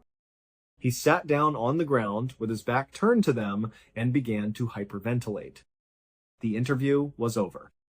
Once the case officially shifted from a missing person investigation to a homicide, the police began searching all the rooms on Lauren's floor. Stephen's room was right next to Lauren's, so his was the first one they searched. As they began the search, Stephen stood just outside his open door. He was sweating profusely and drank more than 10 bottles of water in a short period of time. Inside his apartment, they found a master key that opened Lauren's door. They learned that whenever she was gone, he would sneak into her apartment. He would copy the contents of her computer's hard drive and steal small personal items like articles of clothing, which he would hoard in his room. When they examined Stephen's computer, they checked his browser history. It was almost exclusively dedicated to looking at Lauren's Facebook and LinkedIn profiles, but the creepiest thing they found was a camera that had been duct taped to a long pole. On the camera's memory card were surveillance videos of Lauren. He had been using the pole to hoist the camera up to her windows, filming her late at night without her knowledge. Stephen McDaniel was quickly charged with Lauren's murder. He pleaded guilty and openly confessed to the horrific details of what he had done. He told the court that he usually used his spy camera to confirm when Lauren was not in her apartment so he could sneak in. But on the night he killed her, he used it to confirm that she was home and asleep. After watching her for a while, he put on a mask and used his key to let himself into her apartment. He walked quietly into her bedroom, but the sound of his entry woke her up. According to Stephen, she sat up in bed and said, "You need to leave." At that point, he jumped on the bed and attacked her. In the struggle, his mask came off. Lauren recognized him. It was her neighbor, her classmate, Stephen. She pleaded with him, calling him by his name, begging him to stop. But he didn't. He strangled her to death. Afterwards, he dragged her body into her bathroom and dismembered her. Some of the remains were flushed down the toilet. The rest were put into trash bags. Only one of those bags, the one containing her torso, was ever found. Stephen McDaniel was given a life sentence for his crimes. But some of these stories don't really end when the video stops. They stay with the people who live them. And sometimes they stay with the people who only heard them. Remember, there are more cases waiting for you, stories that seem impossible until you realize they actually happened. Until next time. In the fall of 1985, a group of friends decided to spend their weekend hiking through the beautiful, rugged wilderness of the Angeles National Forest in Southern California. The air was cool, the leaves were changing color, and the trail they were following was peaceful and quiet. As they made their way down a long, winding dirt path, one of the hikers happened to glance off to the side, looking through the thick stand of pine trees and heavy brush that bordered the trail. Down in a small ravine running parallel to the path they were walking on, there was a small, shallow stream flowing gently over the rocks. The hiker stopped for a moment, scanning the water, when they noticed something that looked completely out of place. It was a dark, bulky shape lying in the middle of the shallow water, partially covered by the shadows of the overhanging branches and the surrounding foliage. The hiker pointed it out to the rest of the group, and they all stood there on the trail, trying to make out what it was. But from that distance, it was impossible to tell. Curious, and feeling a strange sense of unease, the group decided to leave the main trail. They began to carefully make their way down the steep, slippery slope of the ravine, pushing aside the scratchy bushes and stepping over fallen logs. As they got close to a vatch of the stream, the shape in the water began to take a recognizable form. And when they finally stood right at the water's edge, looking down into the shallow flow, they completely froze. They just stood there in absolute stunned silence, staring at the horrific sight. It was the body of a young girl lying face down in the water, pinned beneath a massive, heavy log. The hikers were completely terrified and deeply shaken. They scrambled back up the ravine and ran down the trail to find help. It would take investigators another 3 long years before they would finally understand the dark, twisted, and incredibly sad story behind what those hikers had just stumbled upon in the stream that afternoon. To truly understand how this awful tragedy came to pass, we have to go back to the beginning, to the ordinary, everyday life of a 17-year-old girl named Michelle Avila. Now, almost everyone who knew her just called her Missy. In 1985, Missy was a high school junior living in the working-class community of Arleta, California, which is located in the San Fernando Valley just north of Los Angeles. Physically, young Missy was extremely small. She was under 5 feet tall, and she barely weighed 95 pounds. She had a very delicate, almost fragile frame, but despite her tiny size, Missy had an absolutely massive presence. She was the kind of person who walked into a room and immediately brought a bright, positive energy with her. She was incredibly popular at her high school, and it was easy to see why. For one thing, she was exceptionally beautiful, with long, dark hair, striking features, and a radiant smile. Boys and girls alike were constantly falling over themselves to get her attention, to be near her, or to try and win her affection. But what really made Missy stand out was her genuine kindness. She was not stuck up or arrogant in the slightest. Instead, she was incredibly warm, gentle, and friendly to everyone she met. She did not take herself too seriously, she loved to laugh, and she was always willing to help out a classmate or a friend who was going through a tough time. To anyone looking in from the outside, Missy seemed to have a wonderful, perfect life with a loving family and a huge circle of friends who adored her. But, as is so often the case in true crime, behind this picture-perfect exterior, there were some very dark and troubling things going on. Life for Missy was actually far from perfect. It turns out that a year earlier, during her sophomore year of high school, a completely false and highly malicious rumor had started circulating around the school. This rumor claimed that Missy was secretly sleeping with a bunch of boys who were already in committed, established relationships with other girls at the school. It was a nasty piece of gossip, and it was a complete and total lie. Missy was a sweet, respectful girl who would never dream of doing something like that to anyone. But in the fragile social ecosystem of a high school, facts do not always matter. By the time this rumor made its way to the actual girlfriends of these boys, the damage was already done. These girls believed the rumor completely. They did not bother to ask Missy for her side of the story, nor did they look for any proof. They just wanted revenge. And so, one afternoon after school, as Missy walked out of the building and toward the parking lot, a group of these angry girls ambushed her. They ganged up on her, surrounded her, and began to beat her up. The attack was brutal and relentless. They knocked her to the ground, kicking and punching her, leaving her bruised, battered, and utterly terrified. Missy eventually managed to get away and make her way home, but when her family saw the state she was in, they were absolutely furious. Missy's mother, Irene, and the rest of the family immediately decided that they were not going to let this slide. They went straight to the police and pressed charges against the girl who had led the brutal attack, a teenager named Sonia Bond. But pressing charges did not bring a swift resolution. The legal system moved incredibly slowly. The case dragged on for months and months, stretching through the rest of the school year and through the entire summer. But finally, as the school year started up again and Missy entered her junior year, a court date was set. By October 1st, 1985, Missy was just 1 week away from finally going to court, taking the witness stand, and testifying against Sonia Bond. Naturally, Missy was extremely nervous about this. She was a 17-year-old girl who was going to have to face her attacker in a court of law and recount the terrifying beating she had endured. But deep down, she knew she was doing the right thing. She wanted justice, and she wanted to make sure that nothing like this ever happened to anyone else. On October 1st, which was a Tuesday, Missy came home from school just like she did any other day.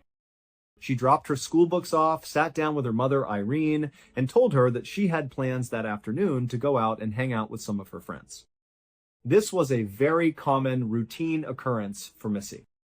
She had a huge social circle, and she loved spending her free time socializing and being active. Her mother, Irene, did not see any issue with this. She just looked at Missy and told her that she could go, but she had to be back home by 6 o'clock sharp for dinner. Missy smiled, agreed to the curfew, and said she would be back on time. Just a few minutes later, a car pulled up on the street directly outside of Missy's house. Inside the car was 17-year-old Laura Doyle. Laura was one of Missy's very close friends, and she had driven over to pick Missy up so they could go hang out. Laura tapped on the horn to let Missy know she was there. Inside the house, Missy heard the honk, said a quick goodbye to her mother and her brother, ran out the front door, and walked down the pathway to the waiting car. She hopped into the passenger seat, closed the door, and the two girls drove away, chatting and laughing. Fast forward to 6 o'clock that evening. The sun was starting to set, and inside the Avila home, Irene was getting dinner ready. But as she looked at the clock, she noticed that Missy was not home yet. Now, Irene was not immediately plunged into a state of panic. While Missy was generally a very good kid who stayed out of major trouble, she was still a teenager. She loved being out with her friends, and from time to time, she would push the limits of her curfew. It was not uncommon for Missy to stay out past 6 and then walk through the door with a big smile, apologizing and asking for forgiveness. Or, sometimes, she would call her mother right around curfew time and ask if she could have just a little bit more time to hang out. So, when the phone inside the house started ringing shortly after 6 o'clock, Irene felt a wave of relief. She assumed it was Missy calling to apologize for being late or asking to stay out a bit longer. Irene walked over to the phone, picked up the receiver, and said hello. But the voice on the other end of the line was not Missy's. Instead, it was another young girl's voice, and it sounded incredibly strained and nervous. It was Laura Doyle, the girl who had picked Missy up earlier that afternoon. Before Irene could even ask Laura where Missy was, Laura spoke up in a very awkward, hesitant tone. She asked Irene if Missy was home yet. Irene was immediately confused by the question. She replied that Missy was not home, and then she said that she thought Missy was with her. After all, Laura had been the one to pick her up. Why would she be asking if Missy was home? As soon as Irene said this, Laura's tone shifted from awkward to sheer panic. She began to stammer, and then she proceeded to tell Irene a deeply concerning story about what had allegedly happened that afternoon. Laura claimed that after she picked Missy up from her house, the two of them had just driven around town for a while, listening to music and talking, which was a very normal thing for them to do. Eventually, they decided to drive over to Stonehurst Park, a local park where they and their friends frequently gathered to hang out. Laura said that she pulled her car into the Stonehurst Park parking lot and immediately started looking around to see if she could spot any vehicles belonging to people they knew. But as she scanned the parking lot, she did not recognize a single car. Figuring that none of their friends were there, Laura decided there was no point in staying, so she began to turn her car around to leave the park and head back into town. But as she was doing this, Missy suddenly grabbed her arm and told her to wait. Missy pointed out across the parking lot and said that she recognized some guys over there and she wanted to go over and say hello to them. Laura stopped her car and looked in the direction Missy was pointing. On the far side of the parking lot, standing next to a bright blue Chevrolet Camaro, were two guys who looked to be in their late teens or early 20s. Laura looked at them, but she did not recognize either of them. They were total strangers to her. Now, Laura explained to Irene that she was very used to Missy knowing absolutely everyone in town. Missy was so outgoing and popular that she seemed to have acquaintances everywhere they went.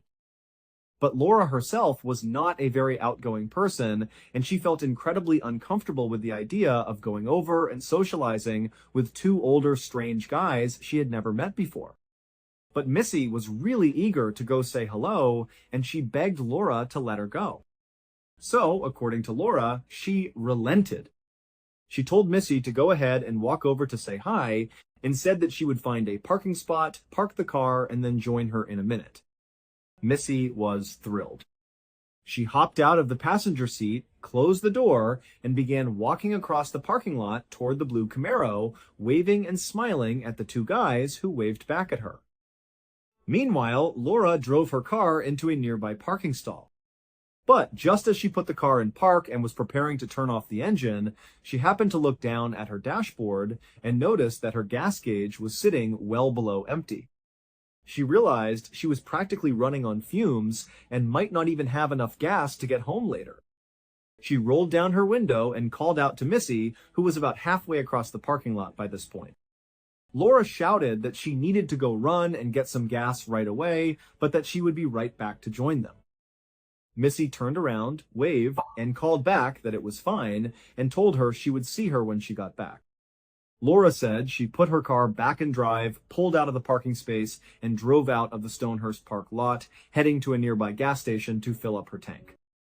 It only took her about 10 or 15 minutes to get the gas and drive back. But when Laura pulled her car back into the Stonehurst parking lot, she looked over toward the spot where the blue Camaro had been parked. The parking spot was completely empty. The blue Camaro, the two guys, and Missy were all gone. Laura sat in her car, staring at the empty space, feeling a mix of confusion and mild frustration. Since this was 1985, long before the era of cell phones, there was no way for Laura to call or text Missy to find out where she had gone. She couldn't ask if they had gone to get food or if the guys had offered her a ride somewhere else. Laura just sat there, trying to figure out what to do. Eventually, she convinced herself that everything was probably fine. Missy knew those guys, and Missy was smart. She could take care of herself. Surely, those guys would just drive Missy back home when she was ready to go. Even though Laura tried to reassure herself, she still felt uneasy. She decided to drive around the local area for a while, scanning the streets and other parking lots, hoping to spot the distinctive blue Camaro or see Missy walking along the sidewalk. But after driving around for quite some time and finding absolutely no sign of her friend, Laura finally gave up and went back to her own house. She waited until just after 6 o'clock to call Missy's house, knowing that Missy had a strict 6 o'clock curfew and would definitely be home by then if she had been dropped off. But now, speaking to Irene on the phone, Laura realized with horror that Missy had not made it home. Hearing this story, Irene was instantly gripped by a deep, unsettling anxiety. It was completely unlike Missy to just vanish like this, especially with two older guys that her close friend did not even know. But at this point, neither Irene nor Laura felt that they should involve the police just yet. After all, it had only been a short while since her curfew, and they did not want to cause a massive, unnecessary scene if Missy was simply running late or had lost track of time. Instead, Irene and Laura decided to take matters into their own hands. Over the next several hours, they sat by their phones, calling every single friend, classmate, and acquaintance they could think of, asking if anyone had seen Missy or if they knew who the guys with the blue Camaro might be. But person after person answered with the exact same response. They had not seen Missy all day, and they had no idea who those guys were. When phone calls yielded absolutely no results, Irene and Laura met up in person. Despite the darkness and the late hour, they began going door to door, visiting the homes of Missy's friends, knocking on doors, and pleading with anyone who answered for any shred of information.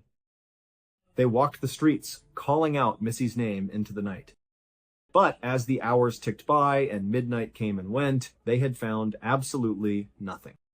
No one had seen her, and no one knew where she was.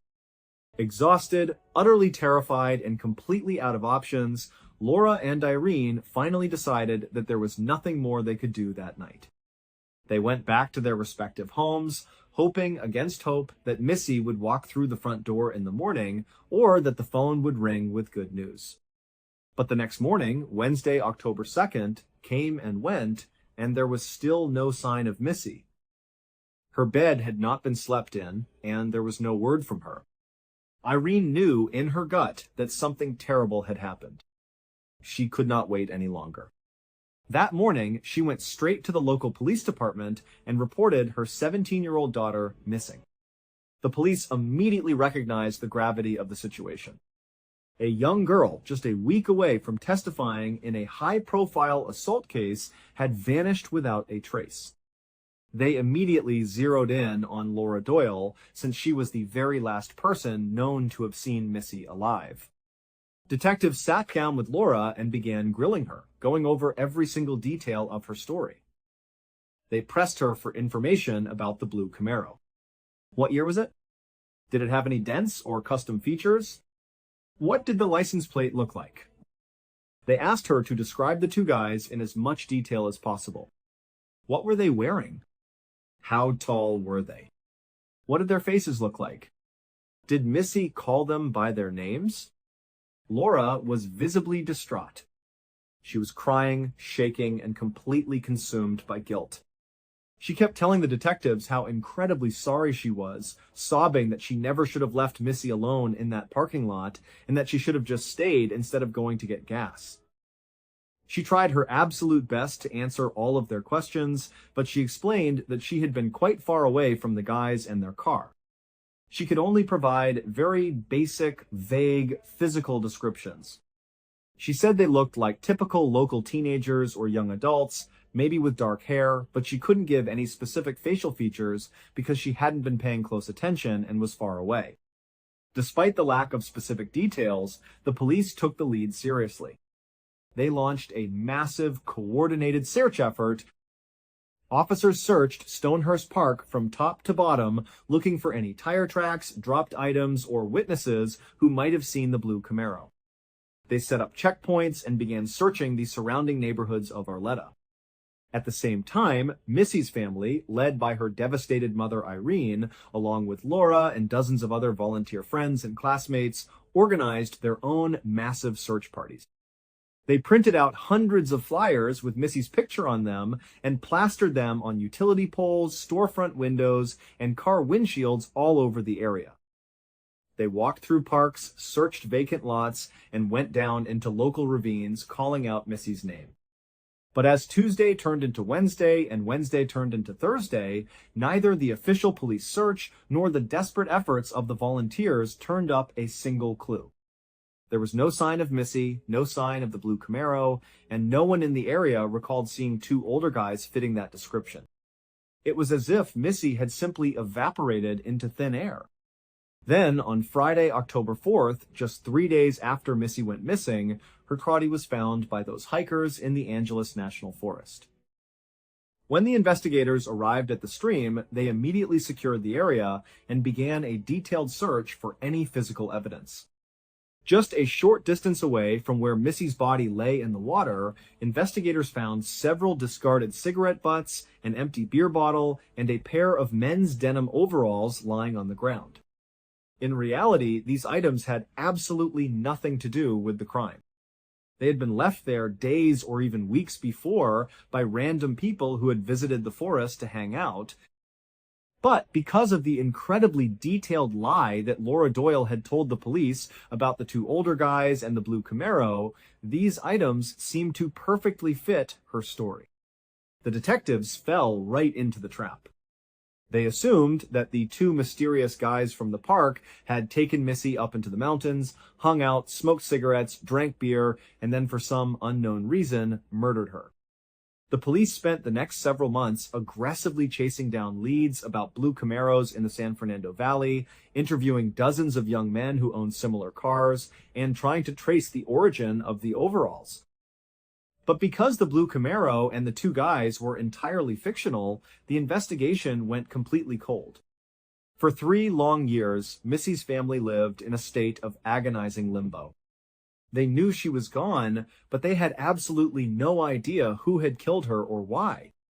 The police had no solid suspects, and the trail had gone cold.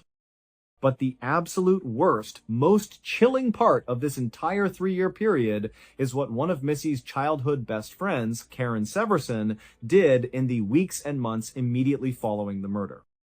Shortly after Missy's body was recovered and identified, Karen contacted Missy's grieving mother, Irene. Karen put on a masterful performance of pure, unadulterated grief. She fell to her knees, crying hysterically, and told Irene how completely devastated she was by the loss of her best friend.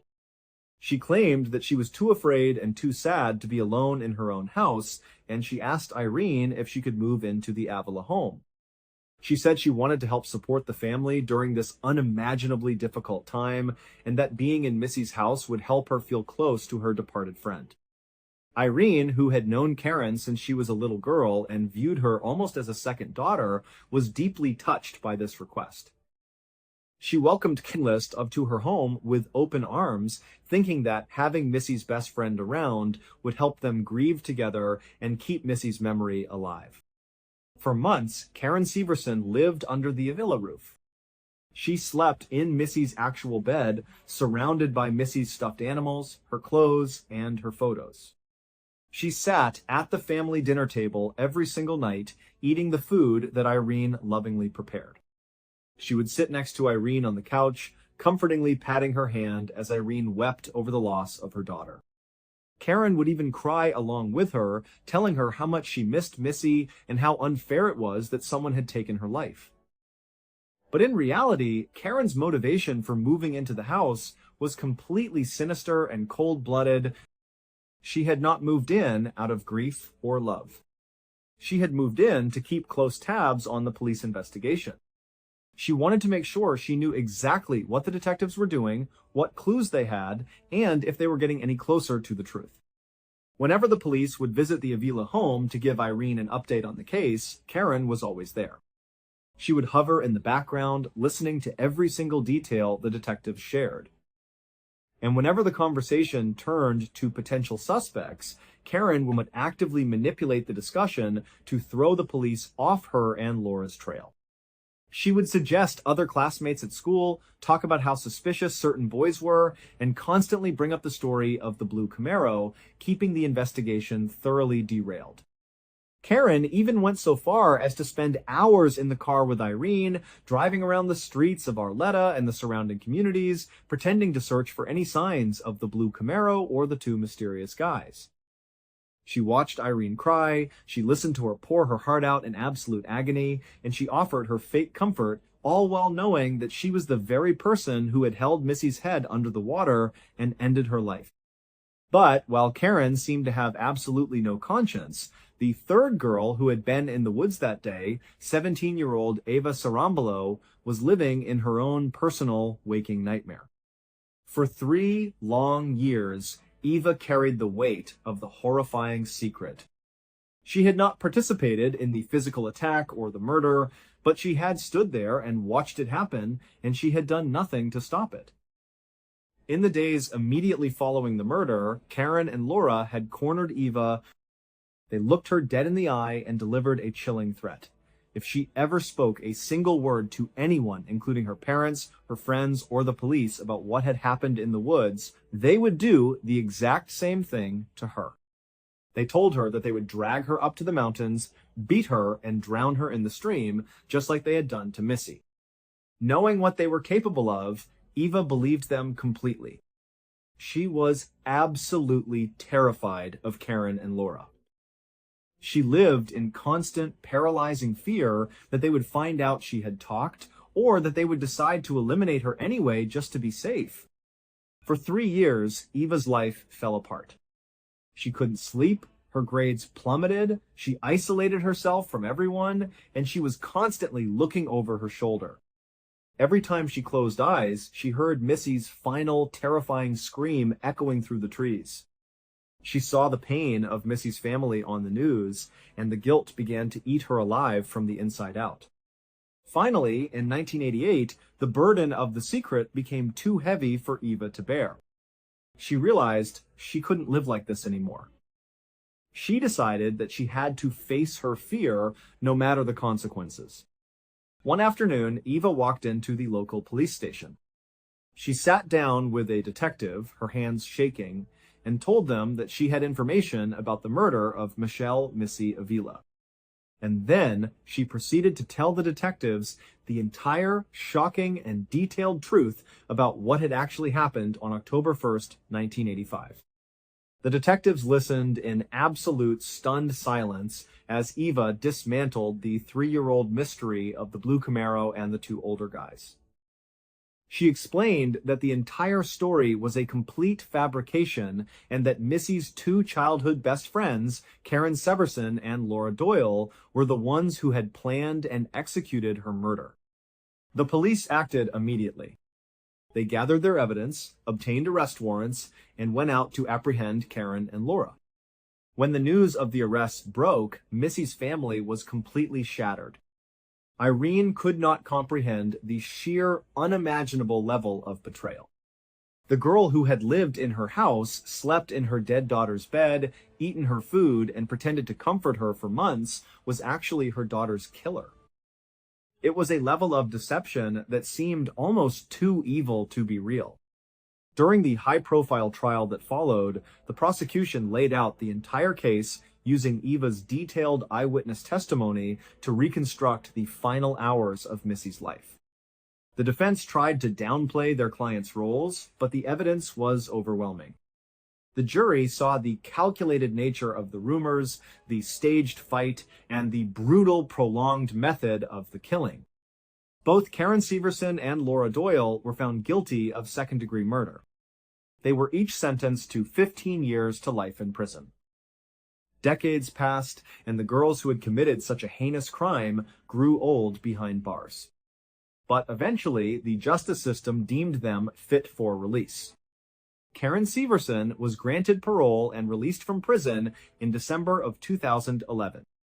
Just a year later, in December of 2012, Laura Doyle was also paroled and walked free. Today, both women are out of prison, living their lives, while Missy Avila's life was permanently cut short at just 17 years old. The tragic story of Missy Avila remains one of the most chilling examples of jealousy, betrayal, and cold-blooded deception in the history of Southern California, leaving a lasting, painful, and deep emotional scar on her family, her loved ones, and the entire community of Arleta. But how did we get here?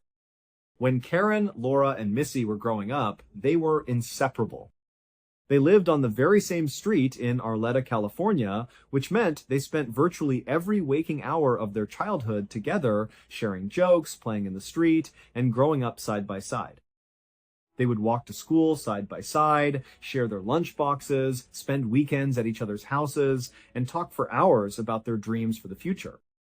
They had built a deep, seemingly unbreakable bond that had survived the test of time through all the minor fights and disagreements that young kids typically have. But as they entered their teenage years and moved into high school, the dynamic between them began to change in a very subtle yet highly destructive way. Missy really blossomed during these teenage years. She grew into an exceptionally beautiful young woman with gorgeous dark hair, perfect skin, and a striking magnetic look that naturally drew people toward her. She was also incredibly popular at school, and she didn't have to try hard to make friends. People were just naturally drawn to her warmth, her gentle nature, and her easy laughter. But for Karen and Laura, the teenage years were much more difficult and painful. They both struggled deeply with their physical appearance and their social standing. Karen grew to be quite large, eventually weighing over 200 pounds, and she felt incredibly self-conscious and awkward in her own body. Laura also struggled with deep insecurities, feeling like she was plain, boring, and completely invisible whenever she stood next to her stunningly beautiful best friend. They began to notice that boys would only talk to them as a way to get closer to Missy. At parties, on the school bus, and in the hallways, Missy was always the center of attention, while Karen and Laura felt like they were nothing more than background props. Over time, as they watched Missy get all the attention, praise, and affection that they desperately craved for themselves, a dark, venomous jealousy began to fester deep inside of them. They started to resent Missy for simply being pretty and liked.